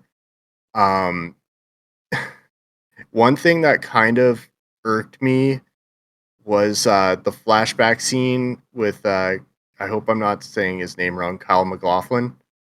Uh, his mouth was very poorly CGI'd. That was okay. I could look past that. It was a good scene. Kind of like the introducing you to the villain thing. Um, that whole build up to what actually happened with uh, him at the end, and the whole like kind of like the whole Darth Vader "I am your father" type of feel, where it's like you expect the daughter to kind of take his side, but she does not. And then seeing her mother as a ghoul, like, oh my god, it's just heart wrenching. And then knowing what he did to that settlement, I can't remember what it's called off the Shady top. Sands. Shady Sands, yeah. And then just seeing the ghoul really, like, I don't know, he kind of became um kind of a hero by the end of it. And yeah, I'm excited for season 2 and seeing what they do with New Vegas, because that's what that's leading to.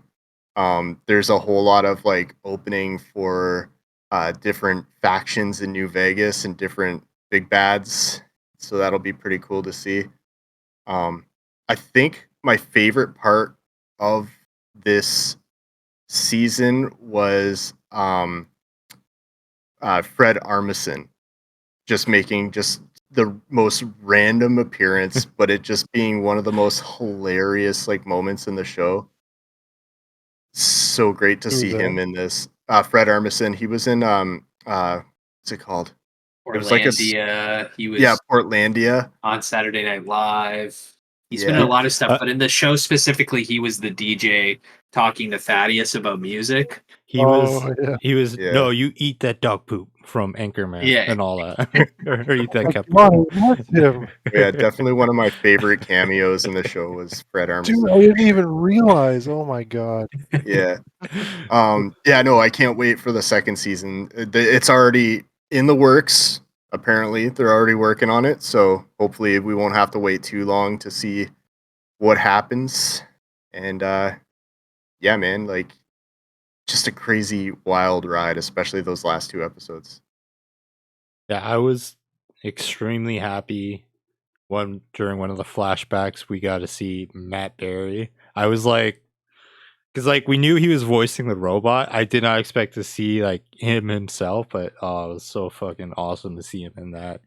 I think my So favorite beautiful. moment, my favorite moment is when the Brotherhood's going through the compound, killing everyone, and like they enter the building, and you just see the silhouette of the ghoul in the background, and then he like calls them out, and he just fucks them up. Like, I don't know, I really love that.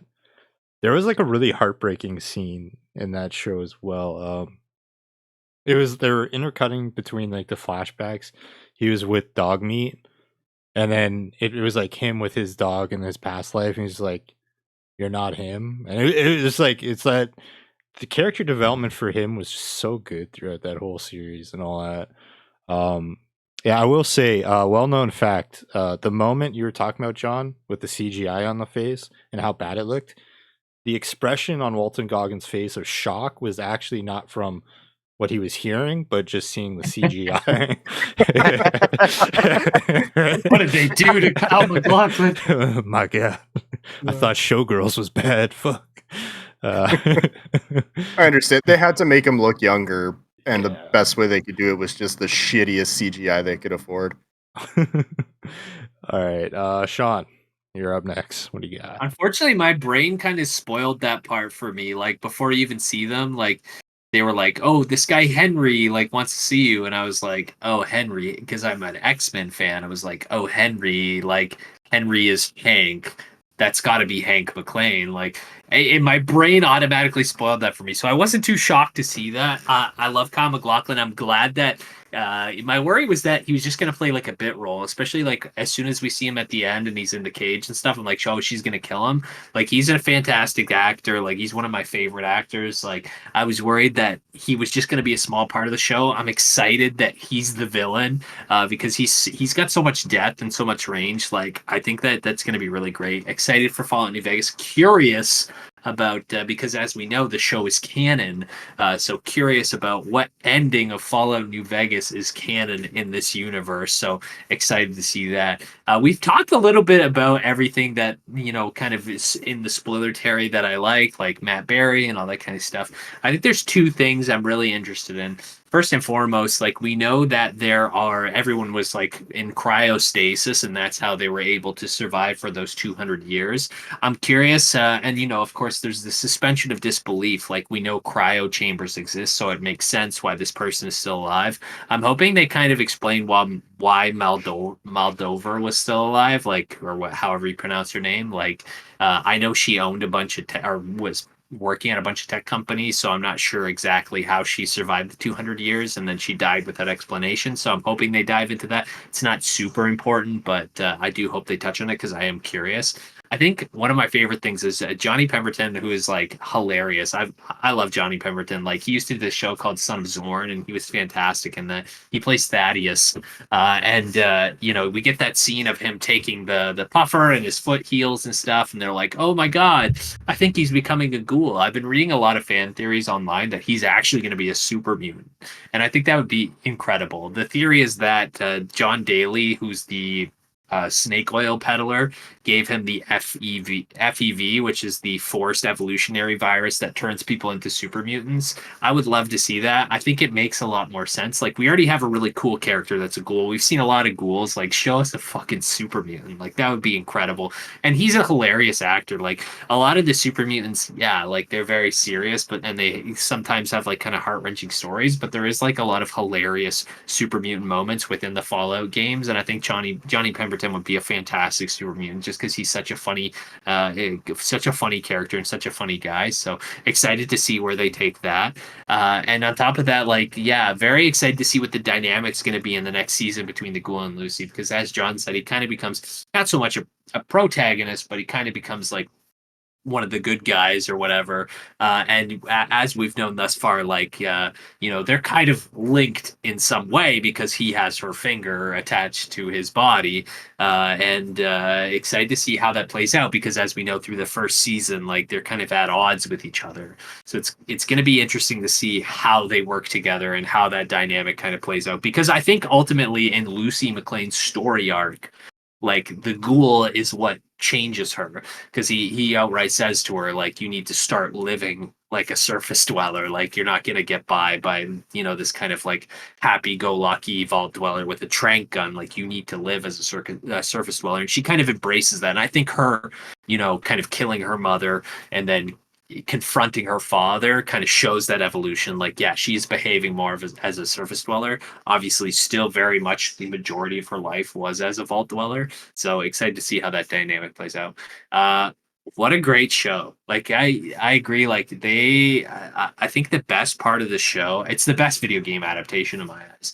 And I think the best part of the show is they stay so truthful to the video games without it being a direct story from the video games. Like, they stay truthful with the lore, with the humor, with the world building, like, and they stay. I think a lot of it has to do with Todd Howard was saying, like, a lot of them are fans. And obviously, Todd Howard was on as a producer, and they would consult him as well. Like, you could really tell when that love is put into something. You could really tell when there's that passion for something, and that this show definitely has it. I hope it keeps with that. I get kind of worried when I see like Jones Soda doing things, because it's like you're really milking this for all that it is, right? Like, so I And hope, Arizona.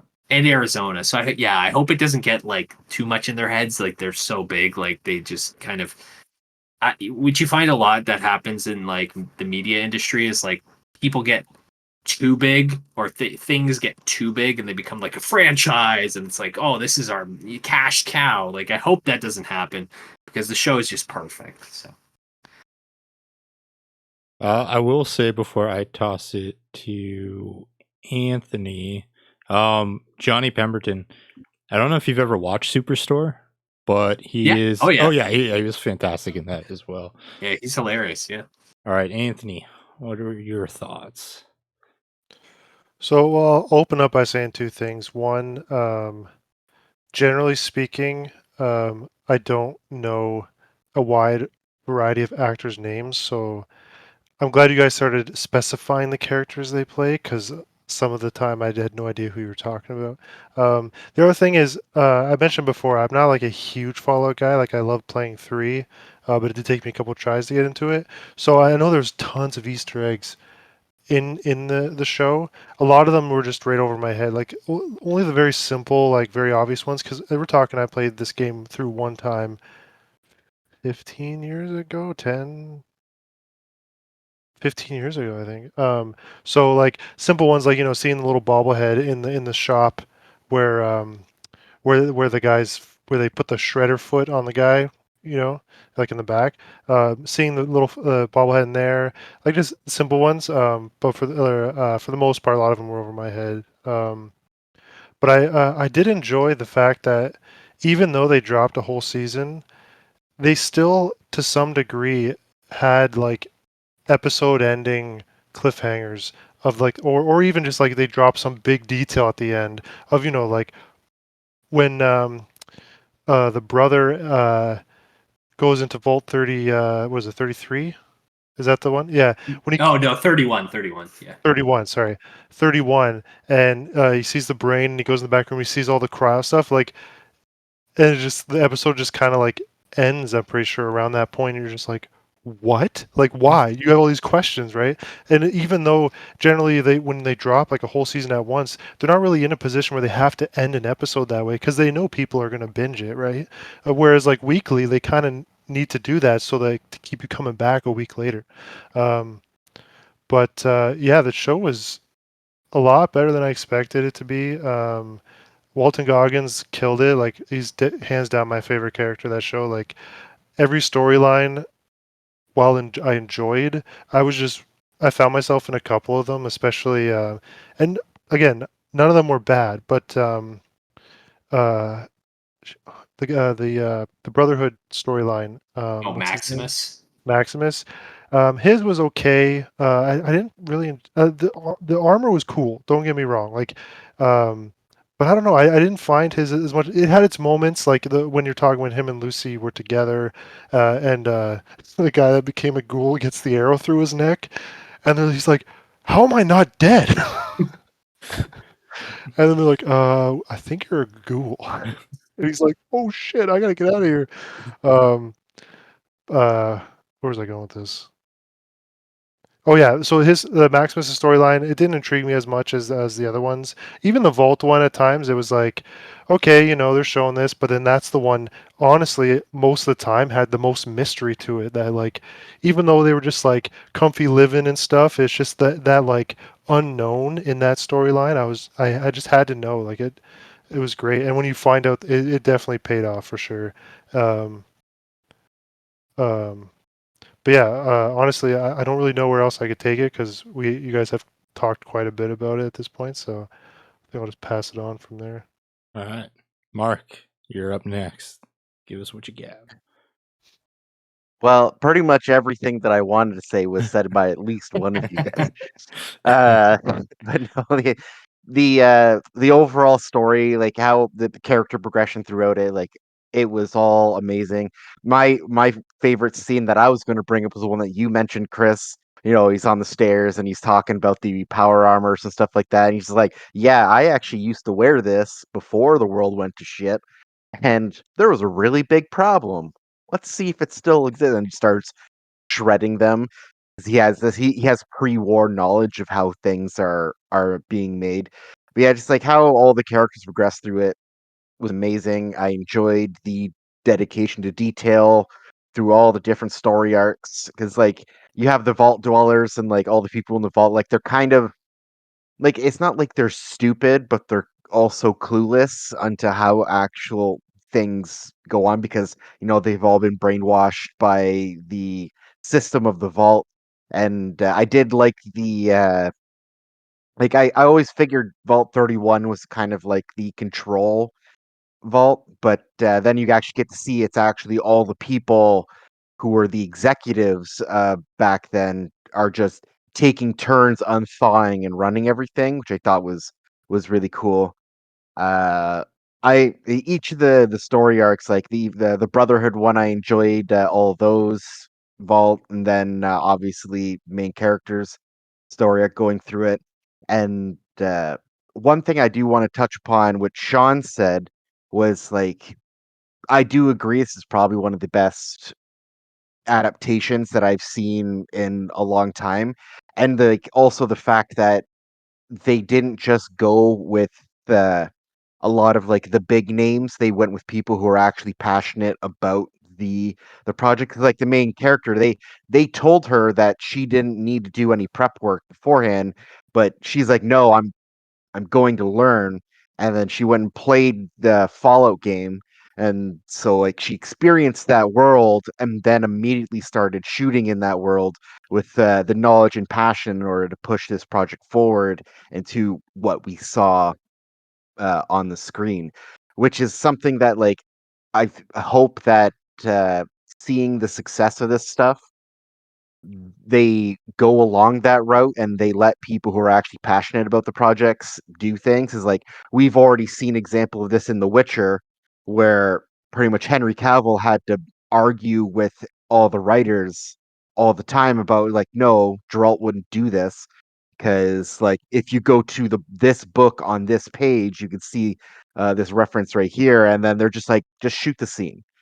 'Cause they just wanted to put the product out there, right? So it's nice to see the dedication to the source material being there and like it being respected and it being delivered with like a passion from everybody involved. No, it definitely, yeah, it's definitely appreciated.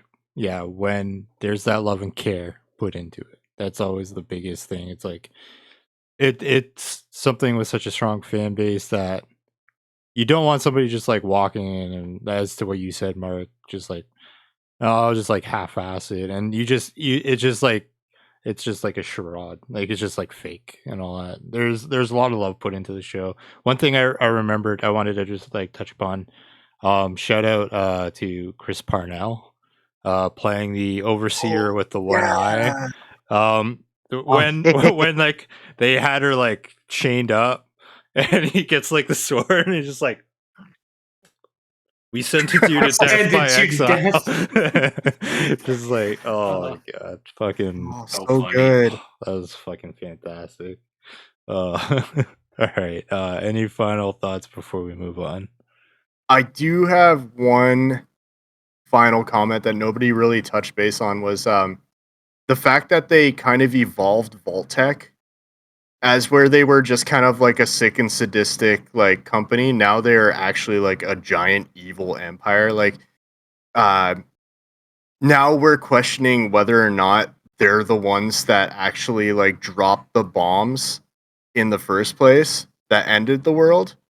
Like there's that mystery behind it that I hope like gets answered in season 2, but oh my god, like the fact that they went from just like doing test subjects and stuff in vaults to like actually ending the world possibly is pretty crazy too.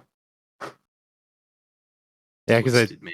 the games, did they ever allude to who dropped the bombs? They don't It's say necessarily, but it's like it's hinted that it's the war between China and the United States, and China drops the bombs on the United States. Right. But like they don't say specifically that they did it. Last week we were talking about our top 10 favorite games of all time. Before we get to Sean, I'll just have us each go through just like our list, just list them off and all that. Like nothing too special. I didn't write mine down. Okay. I have a alright. general idea, but Okay. I'll just edit a clip of you saying it. into it. yeah. Just add clip here, Chris. All right. Okay, so mine, Fire Emblem Awakening, Call of Duty Black Ops 1, Batman Arkham Asylum, Final Fantasy Tactics Advanced, Kingdom Hearts 2, Pokemon Silver, Gold, Crystal, mainly Silver for the nostalgia, Star Wars Knights of the Old Republic, Marvel Spider-Man 2, Kingdom Hearts 1, Destiny 2. Anthony? So mine is Legend of Zelda Ocarina of Time, Pokemon Silver, Suikoden, the first one, Legend of Dragoon, Oblivion, Borderlands 2, Guitar Hero 2/3, which no one contested me on that, even though it's technically 2. Basically Guitar Hero, but Guitar Hero specifically 2 and 3. Destiny 2, Final Fantasy 16, and Monster Hunter Worlds. Mark, you're up. So my list was Oblivion, StarCraft, Baldur's Gate 3, Helldivers 2, Destiny 2, Halo 3, Gears of War, Lost Odyssey, Infinite Undiscovery, and Legend of Zelda Majora's Mask. And I can input the clip of you doing yours, but if you want to give it a go. Okay, here. No, I'll give it my best effort here. Okay. So, Final Fantasy VIII was in there. Banjo Kazooie was in there. Final Fantasy Morrowind. XIV was definitely in there. Elder Scrolls Morrowind. Did I say Binding of Isaac? No. That was Pretty in sure there, you said yeah. Binding of Isaac. Yeah. Majora's Mask. Metal Gear Solid 2, I think I said. Trying to remember the last 3. That's the tough part. Because those are all like my top ones. Insert last 3 here. Is Legend of Zelda Majora's Mask, Final Fantasy X, Metal Gear Solid 2, Tales of Symphonia, Final Fantasy XIV, A Realm Reborn, The Binding of Isaac, Elder Scrolls 3, Morrowind, Sonic Adventure 2 Battle, Banjo Kazooie, and Final Fantasy VIII. All right. All right, Sean. So you'll go over yours, and then when you're done, we'll talk about yours and all that, because that's what we did for each other's last weeks and stuff like. So we'll have some discussions about your picks. So give us what you Yeah, got. for sure. So I actually like when I was curating this list, I made a decision that I'm not going to pick more than one game from a specific series or series like, because then it would all be, Chicken Little on the Xbox, Chicken Little on the GameCube, Chicken Little on Windows, Chicken Little on the PS2, Guys, Chicken Little on falling. the GBA, Chicken Little Little Ace in Action on the PS2, Chicken Little Ace in Action on the Wii, So I didn't want to do that. So I've separated. I do have one game from the same creators which kind of breaks the rule, but they're so different in the in-game play that I decided to add them. So the first one, which is number one, the rest are not in any particular order, but the on the top of my list is always Dark Souls. Dark Souls. I remember playing Demon Souls for the first time and just absolutely fell in love with it. And I had never, up till that point, anticipated a game. I'd always have just like, I didn't follow news or anything. It was kind of like, oh, this game's out. I kind of want to play this. Like, Dark Souls was the first game like I was greatly anticipating and super excited for, and I was not disappointed. When it comes to all the Dark Souls, like, I know Dark Souls 3 has like faster gameplay and stuff like that, but Dark Souls 1 just always has a special place in my heart because it was so different and so incredible that I've played it time and time again, never get bored of it, never gets easier. Just love it. Absolutely love it. Number two is Metal Gear Solid: The Twin Snakes. This was a hard one because all of the games in the Metal Gear Solid anthology are really good, really well written, really great gameplay. Twin Snakes holds the spot for me because I played Metal Gear Solid 1 on the PS1, could not beat it. It was so hard. The controls are so tanky. Like, I was at the last boss and I could not get past it. I found Metal Gear Solid: The Twin Snakes at Toys R Us for $9, picked it up, and finally I was able to play through the story. The good thing about it, though, was that it took the gameplay mechanics from Metal Gear Solid 2 and added them into Metal Gear Solid 1, and it made for an enjoyable experience. Number three. Was that the GameCube one that you bought off eBay? Yeah. Oh, okay. Oh, Nice. yeah. So I have it. It's back. It's back in my collection. Yeah. Number three is Resident Evil 4. Like, once again, just an incredible game. Like, I've played every iteration that's come out. I said earlier, like, I don't normally jump back into a game I've already played, although Dark Souls, Metal Gear Solid, The Twin Snakes, all the games on my list are things that I have done that with, and that's why they emanate so well with me.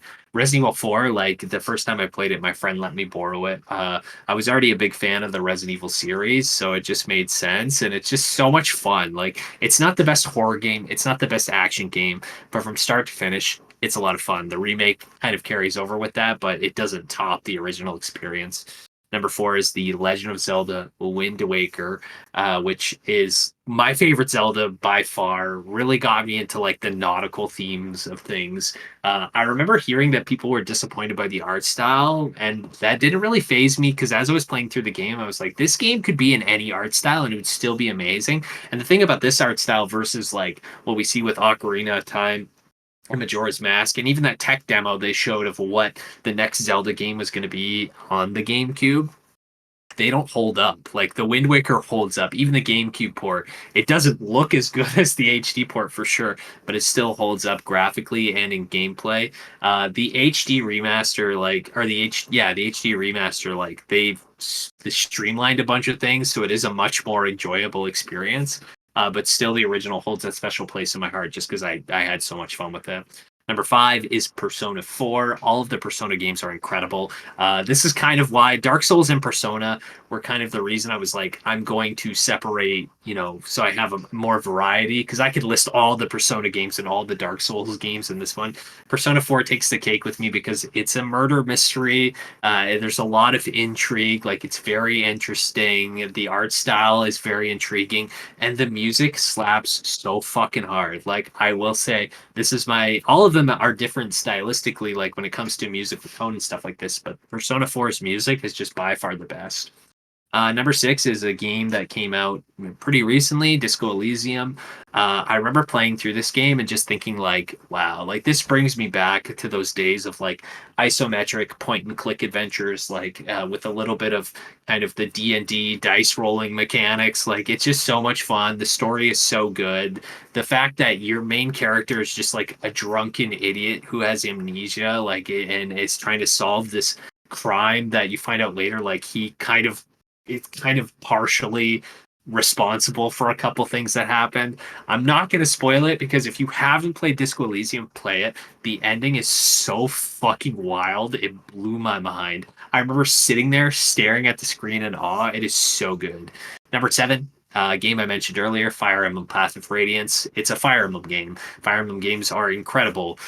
This game is incredible not only because of the gameplay, but the story is really, really good and heavy. It's kind of like kind of like a view on racism, where like in this society there's these people who can transform into animals and regular people, as there is in most Persona games, but the people who are regular people are really racist towards the animals, and it makes for really interesting storytelling, and the graphics are great. That game still holds up to this day. I play it on my Wii all the time.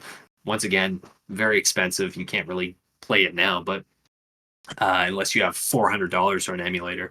Number 8 is Animal Crossing. This is kind of tricky because there's 2 Animal Crossings that are kind of in the higher echelon. I think I'm going to go with the original. I was kind of deciding between that and New Leaf. But the original, like, played it so much. I bought that game with like money I got from my graduation, and within a week of playing it, everybody in my household bought that game. They were all playing on mine, but I was like, I need to play this. Like, you guys need to get your own thing. And it was just so much fun. It's such a great game, such a relaxing game. Like, I'm not a time skipper. I never will be. Every iteration has been great, minus the board game one, the Happy Home Designer or whatever it's called. So whatever. Number 9 is how it kind of broke the rule, because the people who worked on the Persona games worked on this one as well. But it's Catherine. Catherine is just like a fantastic story about a guy who cheats on his girlfriend and doesn't remember it and has to break up with his girlfriend and kind of goes through the whims. But the main gameplay mechanic is a puzzle. It's just a puzzle game where you have to like, you're a guy, every night you have a nightmare where you're in your boxers, you're a sheep, and you basically have to climb up blocks while the blocks below you are falling. It really has this like mystery of intrigue, because you're kind of like, why am I having these dreams? Why don't I remember having an affair? Like, what is going on? And it's really cool. And this story wholly revolves around like being unfaithful and stuff and dealing with those consequences. And number 10 is Deadly Premonition, because it's just the best campy kind of shut your brain off game. The story is actually really good if you can look past the terrible voice acting and the terrible graphics and the terrible gameplay. Even at that, like the terribleness of it is part of the reason it's so endearing to me, is because it kind of, I've always been a huge fan of like terrible B horror movies, and that game is a terrible B horror game, and it just translates so well, and it just kind of brings the love of those two things together. Even the main character York talks about terrible B movies in the game itself, which is a terrible B movie of a game. So that's my list there, and Chicken Little on the Xbox, of course. Goddamn classic. Yeah, as much as I love Fire Emblem, I've never played Path of Radiance. It's the best one, which I kind of do regret. I going back to the conversation about the GameCube games, yes, that is something like I would buy my 8th Switch for, you know, just like if they brought Fire Emblem Path of Radiance to finally give that a good go. Trying to think. So, to be honest, I was kind of expecting Elden Ring to be on your list, but then you went Dark Souls too. Yeah, the reason is like Elden Ring is great. I do think like Elden Ring is a really great game, but Dark Souls was kind of like, even though Demon Souls for me was the initiation, because I played Demon Souls before I played anything else, Dark Souls was really the solidification of the series in my eyes. And Dark Souls, even after playing Elden Ring, like I much prefer Dark Souls. I think not because Elden Ring is bad, like I love Elden Ring, it's incredible, but I prefer Dark Souls just because of how condensed it is. It's still kind of open world, like you can go somewhere but you're gonna die instantly, much like you do in Elden Ring. And it just kind of like, it's the foundation for the whole series, whereas Demon Souls created that kind of gameplay mechanic and the idea behind like the difficulty. Dark Souls really perfected it. And I don't think like any game since has captured that essence of Dark Souls, like the original Dark Souls, at least. Like it was because it was new, like and Elden Ring like definitely has a similar experience to Dark Souls, and it's more open world. But Dark Souls at the time was like, you just had never seen anything like it. Even Demon Souls, like, which was its predecessor, wasn't like it. Like it was gameplay wise, but I don't, if anyone hasn't played Demon Souls, it's like there's like pillars, you go there, it brings you to a world. There wasn't this like interconnectedness of the world. There was still that kind of like intrigue of like learning things between the lore, and there was like a different kind of system, but Dark Souls really perfected it, and just the world itself like being interconnected. I remember it blew my mind, like coming from Firelink Shrine and then going like I followed the main path and then like you loop around, you're back at Firelink Shrine and it's like right over there is like a really hard level, right under there is a really hard level. Like that kind of interconnectedness, like you don't see it a lot. You see a lot of like these grandiose worlds like where you could go anywhere. But the way that it was designed in the original Dark Souls, it was just like really interesting to me as a youngin, as a teenager, and still like to this day, like every time I load it up, I'm like, oh, I didn't remember this. Like this is so exciting. So I gotta give it to Dark Souls. I think it's I think it's the better game. I don't think it holds up like as well as like Elden Ring gameplay wise, but I still think it's fantastic. So No, that's totally fair. John, I'll throw it to you. Any thoughts or questions with Sean's list? Yeah. So my first question is: so you like Persona, and you like Fire Emblem. I kind of asked Chris like a similar question. How did Three Houses like resonate with you? Three Houses is great. Like Three Houses is one of the so the thing is like with Fire Emblem, I don't think I've played a bad game. Like they're all great. Three Houses is great because it has that kind of social interaction. It's not as in depth as Fire or as Persona, but even Awakening kind of had something similar. Because if I remember correctly, maybe this is Three Houses, but I think in Awakening, like your children, if you like had romance someone, your children join you in the fight. Is that Awakening? Oh, yeah. Yeah, but the time Yeah, I'm pretty traveling. sure. Yeah, that was Yeah. Awakening because Awakening I did play a lot of. So Fire Emblem has always kind of had that social thing, not as in depth as Three Houses. I will say like Three Houses probably has the weaker story of it's a really good story, but like Awakening, Path of Radiance, Radiant Dawn, like I think those games have a lot of a stronger story, but still amazing. It's almost like if I could do a top 100 list, those games would definitely be in there. But I decided like this list is just going to be because honestly, like it would have just been all Dark Souls games and all Persona games and all Fire Emblem games. Like I wanted to limit it to one per series. So So you mentioned Metal Gear Solid. I can't. Which one was it? Three? Twin Snakes, Oh, Twin Snakes, right? yeah, it's the remake of the original. Less of a question. Can you give me your best Solid Snake right now? Nano machines, they're in my balls. That's great. And then my final question to you will be: so a lot of bad shit happens to most of the characters in Deadly Premonition. If you could be any character from Deadly Premonition, which one would you be? It's a great question. Probably none of them, because they're all kind of awful people. Probably Francis York Morgan. Like he has a pretty traumatic upbringing, but he has like I kind of played the sequel. Like his life isn't great after Deadly Premonition, but he has a lot of similar interests as me. If not him, maybe Forrest Kaizen, just because he's like a demon murderer, Okay. and he has it pretty easy up until he dies at the end. So. Oh, sorry. One more question. You didn't mention a game called Destiny 2. Why? Because it's a great game. Like I said, when I'm going to my top 10, I'm thinking of, you know what? A lot of this list is games that I've played more than once too. Like, I think that really for me is where, good games or great games kind of separate from good games. Because I'm very much of like, I've beaten it. Let's move on to the next thing. If a game is so good that I come back to playing it, like it's just forever in my heart. It's less so about like, and obviously like we've all put several hours, some more than other, into Destiny 2. Don't get me wrong. Destiny 2 is like, I'll be honest. Okay, let me just say something. Destiny 2 is a good game.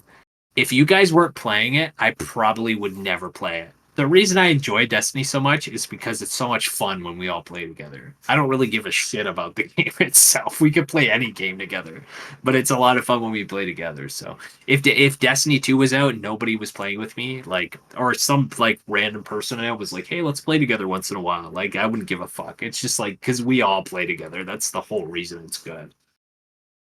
Whereas these games would be good if you guys didn't exist. So Well, you don't want us to exist now? Wow, that's kind of I didn't fucked up. say that. All right. John mentioned bad shit earlier, so I think this is the perfect segue. Mark, what are your thoughts on Deadly Premonition being honest? No. Listen, I'm glad Sean enjoys it. I'm glad he enjoys it. I'm glad that he also pointed out that it's a fucking mess of a game. Oh, I never But denied it was a mess of a game. It's just like, you know what, when people are like, oh, I saw this like really shitty campy movie and like they enjoy it, this is literally like the video game version of a shitty campy B horror movie. Like, then that's why I enjoy it so much. So yeah, I actually don't really have any questions. He pretty much explained anything I could have asked, and you guys have already asked a bunch of good questions. Yeah, I don't really have anything. It's a good list, except for the number 10, in my personal opinion. But, it is what it is. All right. Anthony, how about you?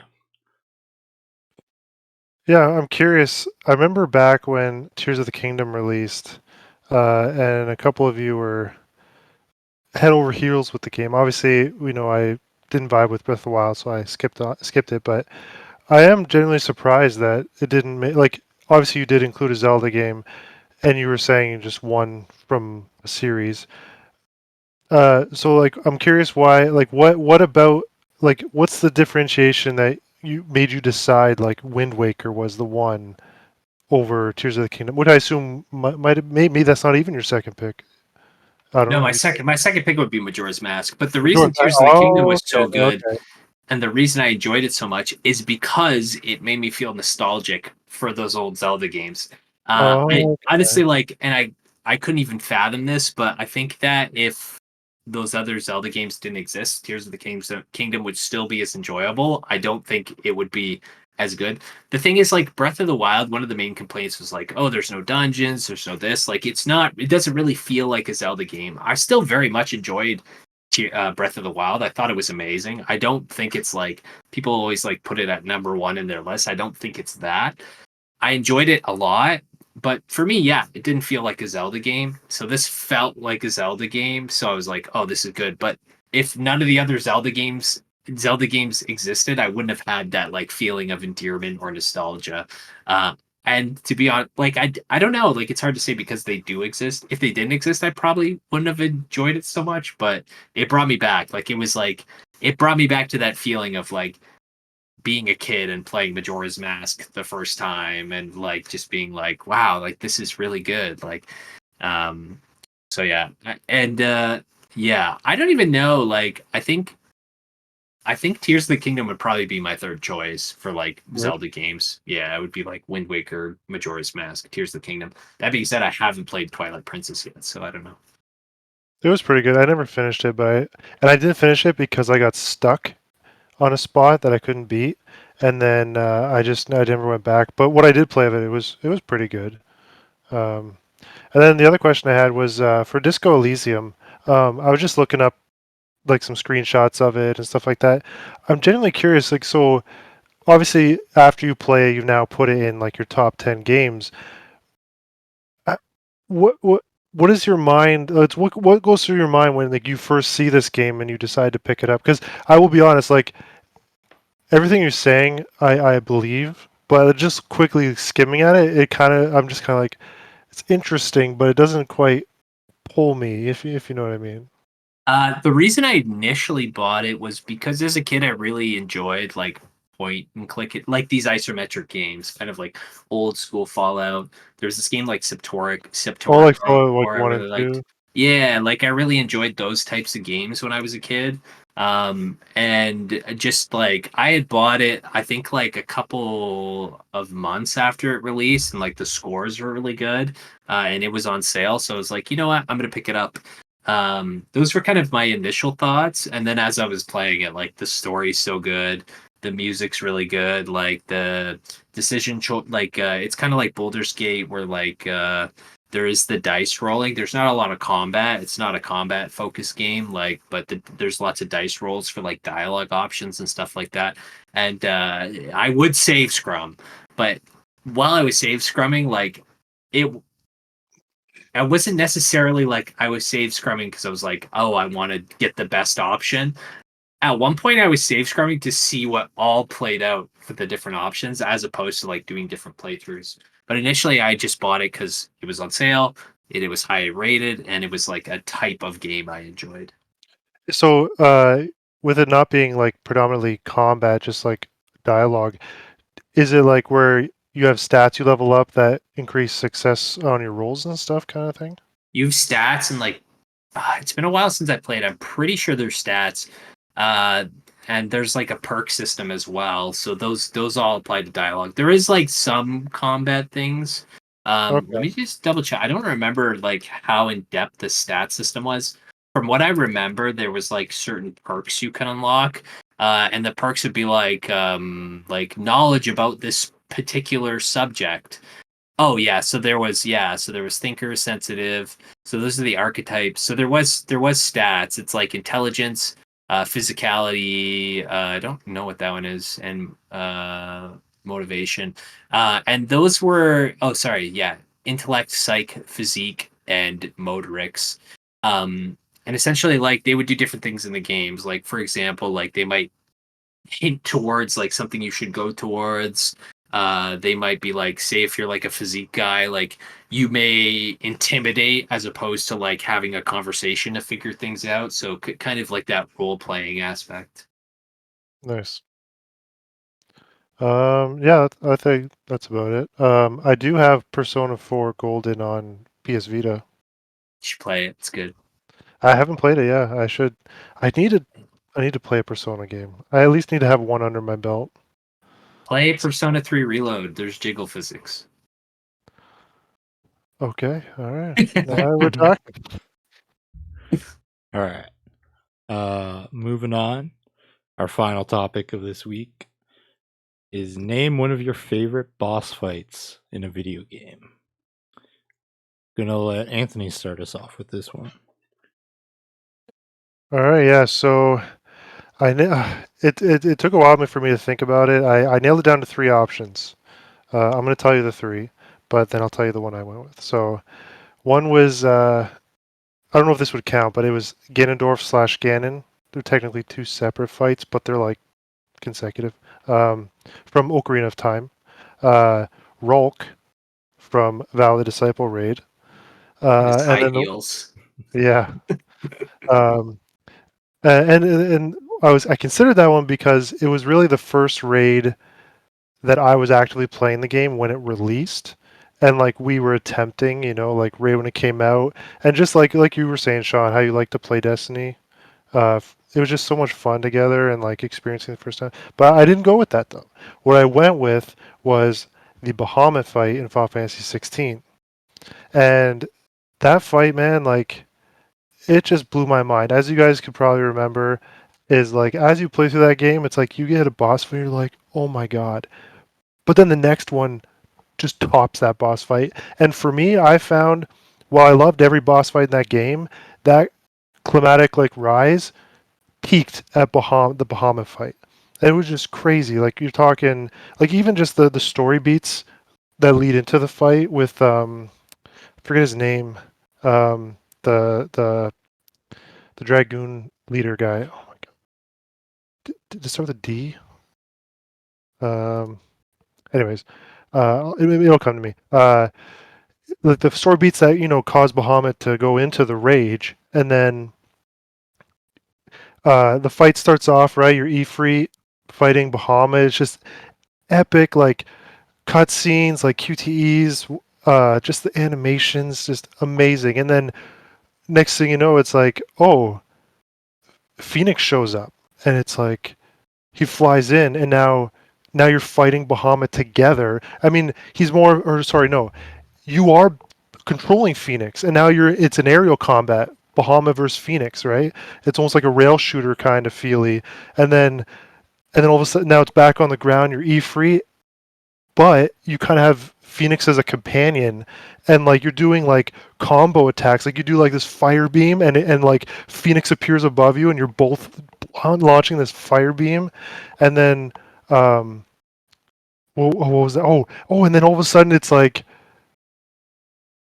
I don't even know what prompted it, but it was like end of the line, like shit's going down, and then all of a sudden the Phoenix and Ifrit fuse together, and now we're in space.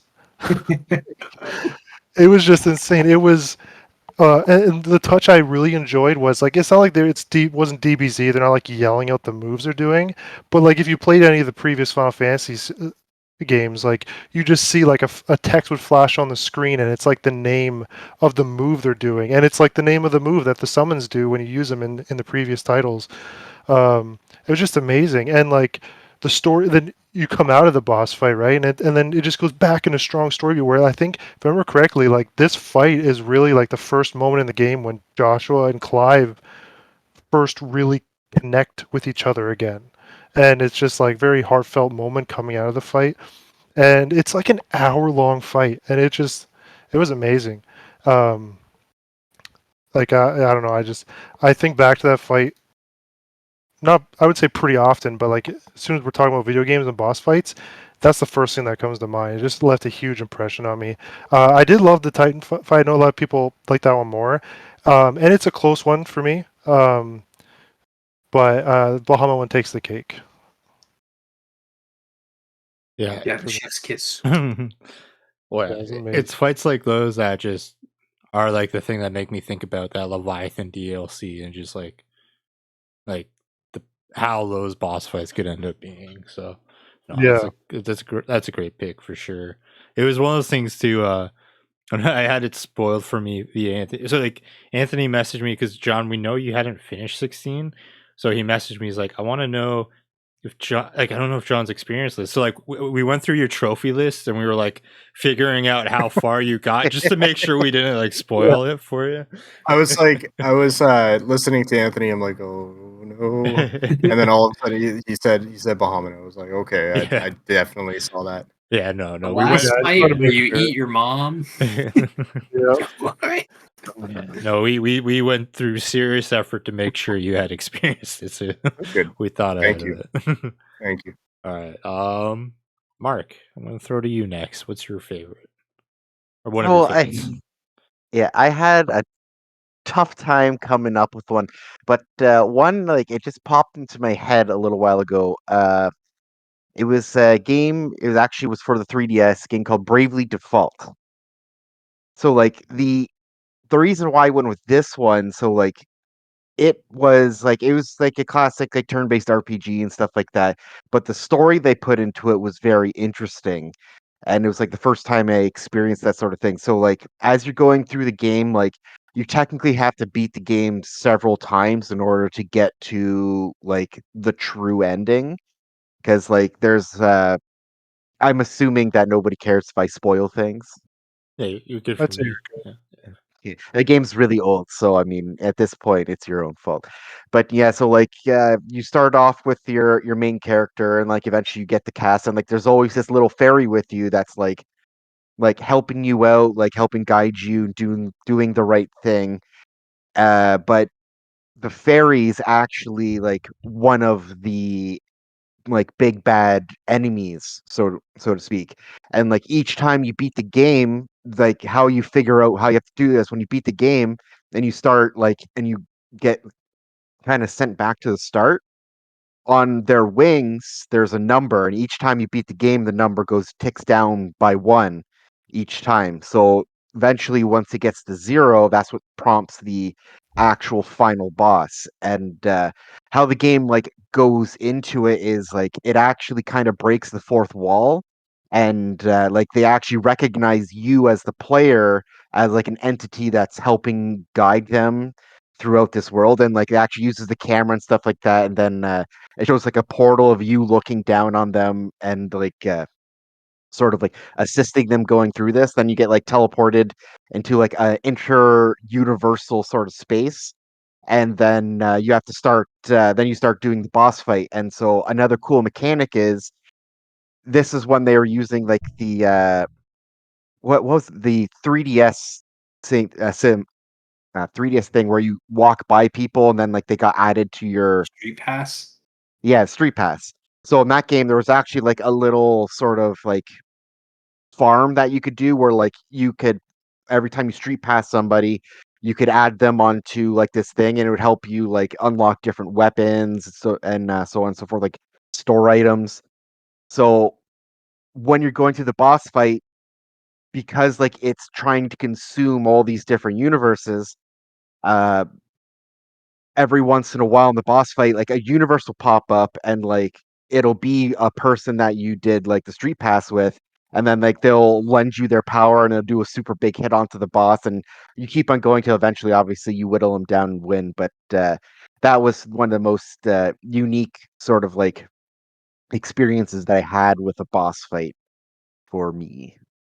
I wasn't laughing at your answer. I was just laughing because I was I sometimes like when I'm playing my Switch, I catch my reflection in the Switch while I'm playing, and I'm like, I'm just imagining like fighting this final boss. They're like, there's some entity controlling you, and I'm just like Cheeto dust everywhere. Yeah. Another thing in that game, it's one of the ones where you could assign different jobs and stuff like that to your people, and then like once you maxed out a job, there was like special secondary passive skills that you could build for the other classes. And I was proud of myself because I didn't get any help with this one. I made a build that essentially made my party 100% invincible.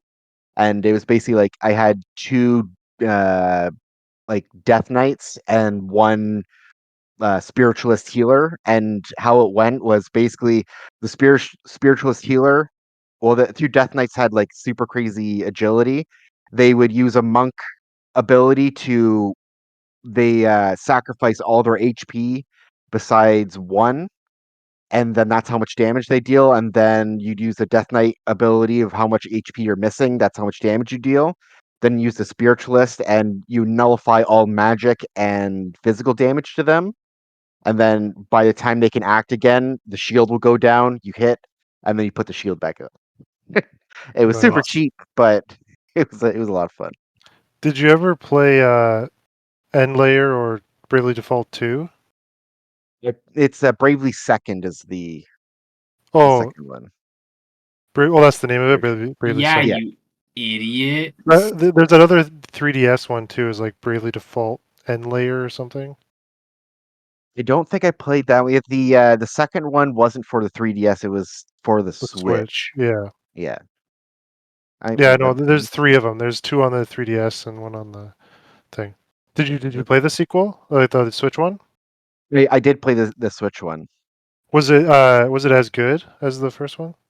It was very enjoyable. I think I enjoyed the first one more though. First one more. I really gotta play that one. I'll add it to the list. Never ending list. John, what do you got?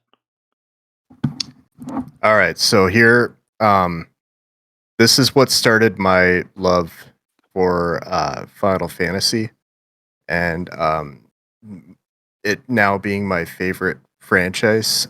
So in Final Fantasy VIII, there is a pretty arduous and long sequence where you are trying to take over an enemy train to capture Mayor Deling, who is kind of like a bad guy, kind of. So once you finally take over that train and you get to the car that the mayor is supposed to be in, it turns out it is not the mayor, but it is a body double. So you start this boss fight fighting this body double, and once you get him down to a certain amount of HP, he transforms into something called Jiro Jiro. What Jiro Jiro is he is a very powerful undead enemy.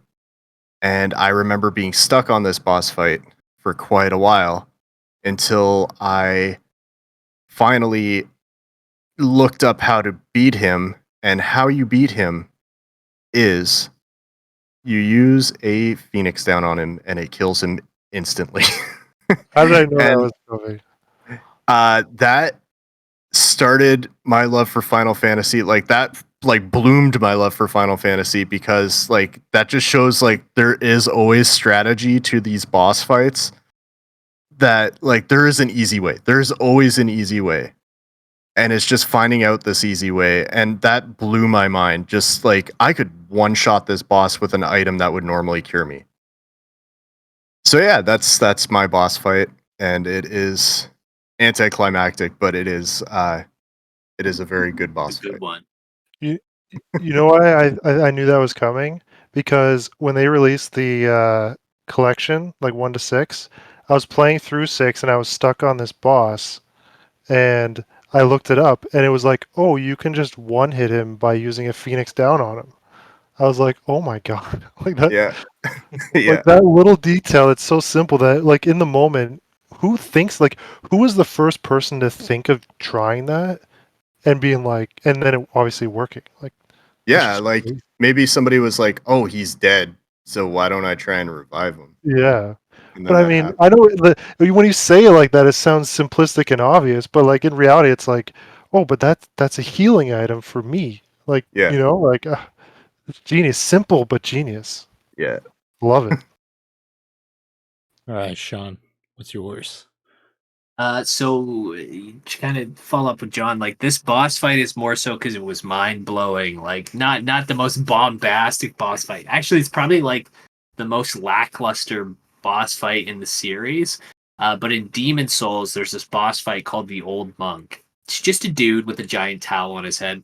Whatever. But the boss fight itself, like the mechanic itself, is really interesting. And up until that point, I had never experienced anything like it, and I don't think I have yet either. But the cool thing is that the Old Monk, the boss fight, you can just fight like an NPC as the fight, but in most circumstances you're actually fighting another player. So what it does is like when you enter the arena, it summons another player to be that boss. So the boss fight, like there's no real like strategy unless you're fighting like the non-player one. The strategy is just like it's just PvP, and I thought that was so interesting. I remember the first time I experienced it because Dark Souls and Demon Souls, like they aren't games that explain things to you. I fought the boss, I got annihilated the first time, and then when I loaded in, it was a different person. I was like, "What the hell's going on here?" And then I noticed like it said summoning every time, and I was like, "Oh my god, am I fighting someone else?" Like that's such a cool idea where it's like the boss fight is another player. And then, of course, after you beat the boss, you can become the boss. You could be the boss as well and screw over other players, which, by the way, is my main strategy for getting the I forget what they're called in Demon Souls, but the things that turn you back into a human. I think they were called like effigies or something, or I don't quite remember, but I always thought that was so cool. Such a cool idea, such a simple idea, but it was done really well and it was really cool. Did so you're saying you'd had a chance to get like a normal NPC as a boss? Yeah, like it was either like you fought the so like you either fought like this kind of like husk of a person with claws, which was like the Yeah. NPC version of Okay. it, or you like if no one could get summoned, like say if you were playing the game and no one was trying to be the boss, like that's what would happen. But more often than not, like because it's the easiest way to farm souls and whatever the thing is that brought you back to life was like more often than not, you were fighting another player. Oh, okay. Man, that would be insane. Like, yeah, you're right. There'd be no strategy. No, just try as hard as you can. Yeah. All right. So for my boss, it's a story of redemption. It's as a kid, there was a fight that frustrated me beyond belief, and I found it weird because it wasn't the final boss. It was like at the time I wasn't like used to the concept of like side bosses and stuff like that. This fight was Sephiroth in Kingdom Hearts 1. As a kid I could never beat that fight. Back then I was more of a casual gamer. Most of my time was spent playing wrestling games and stuff like that. So years later down the line when I got the Kingdom Hearts 1 Platinum, the redemption I felt and destroying the one-winged angel was just fucking fantastic. And just the music, like them using his theme like throughout that whole fight, and just the difficulty within it. Like, I think it still holds up in terms of like difficulty for a fight for sure. Like, but no, like that's probably on. I would put that on top of like on tier with raid completions, like first raid completions in Destiny, of like that feeling you finally get when you complete it. And no, that is one of my favorites. I will give like a special shout out to the final boss, the South Park Let's Go Tower Defense Let's Play. Yeah. Where I think I've said it on this before, or I think I've told you before, but like throughout the game there is a Japanese voice announcer throughout the whole game, and then you defeat the final boss, and then like a screen pops in, kind of like Smash Brothers, like a new challenger kind of thing, and it's the voice announcer. So the entire time, like it all leads up to you fighting the guy who's been the voice announcer the whole time. So just a little shout out to that indie. Yeah. All right. Indie. All right. That's One thing I want to correct beforehand, Anthony, you were right. It's I just looked up the list, so it goes Bravely Default, Bravely Second, Bravely Default 2. So Bravely Default and Bravely Second are direct sequels. Then Bravely Default 2 is like a different Okay. storyline. So then, which one did you play when you said you played the sequel? Are you It's talking the about the? Bravely Default? I played all of them. I just Oh, okay. forgot Okay. Bravely Second existed. Oh, Well, okay. Bravely Default 2. I thought Bravely Default 2 was Bravely Second. Oh, you know what? I was saying the subtitle to the name. That's End why. layer. Yeah. I think that's like That's an why. add-on I something. think I was calling it Bravely Default End Layer. That's probably where the confusion, because it's not called Bravely Default, like you said, right? It's Bravely Second End Layer, Yeah. which makes more sense. all right. Well, this has been another successful episode of the Guy Pie Podcast. I'm Chris. This is Anthony. Bye. Sean. You say John or Sean? Yes. The Cool Ranch. I can't wait to visit this ranch of John. Yeah, that's me. Mark. See you later. Sean again. Maybe this time. Doritos, Cool Ranch. All right. That's a white.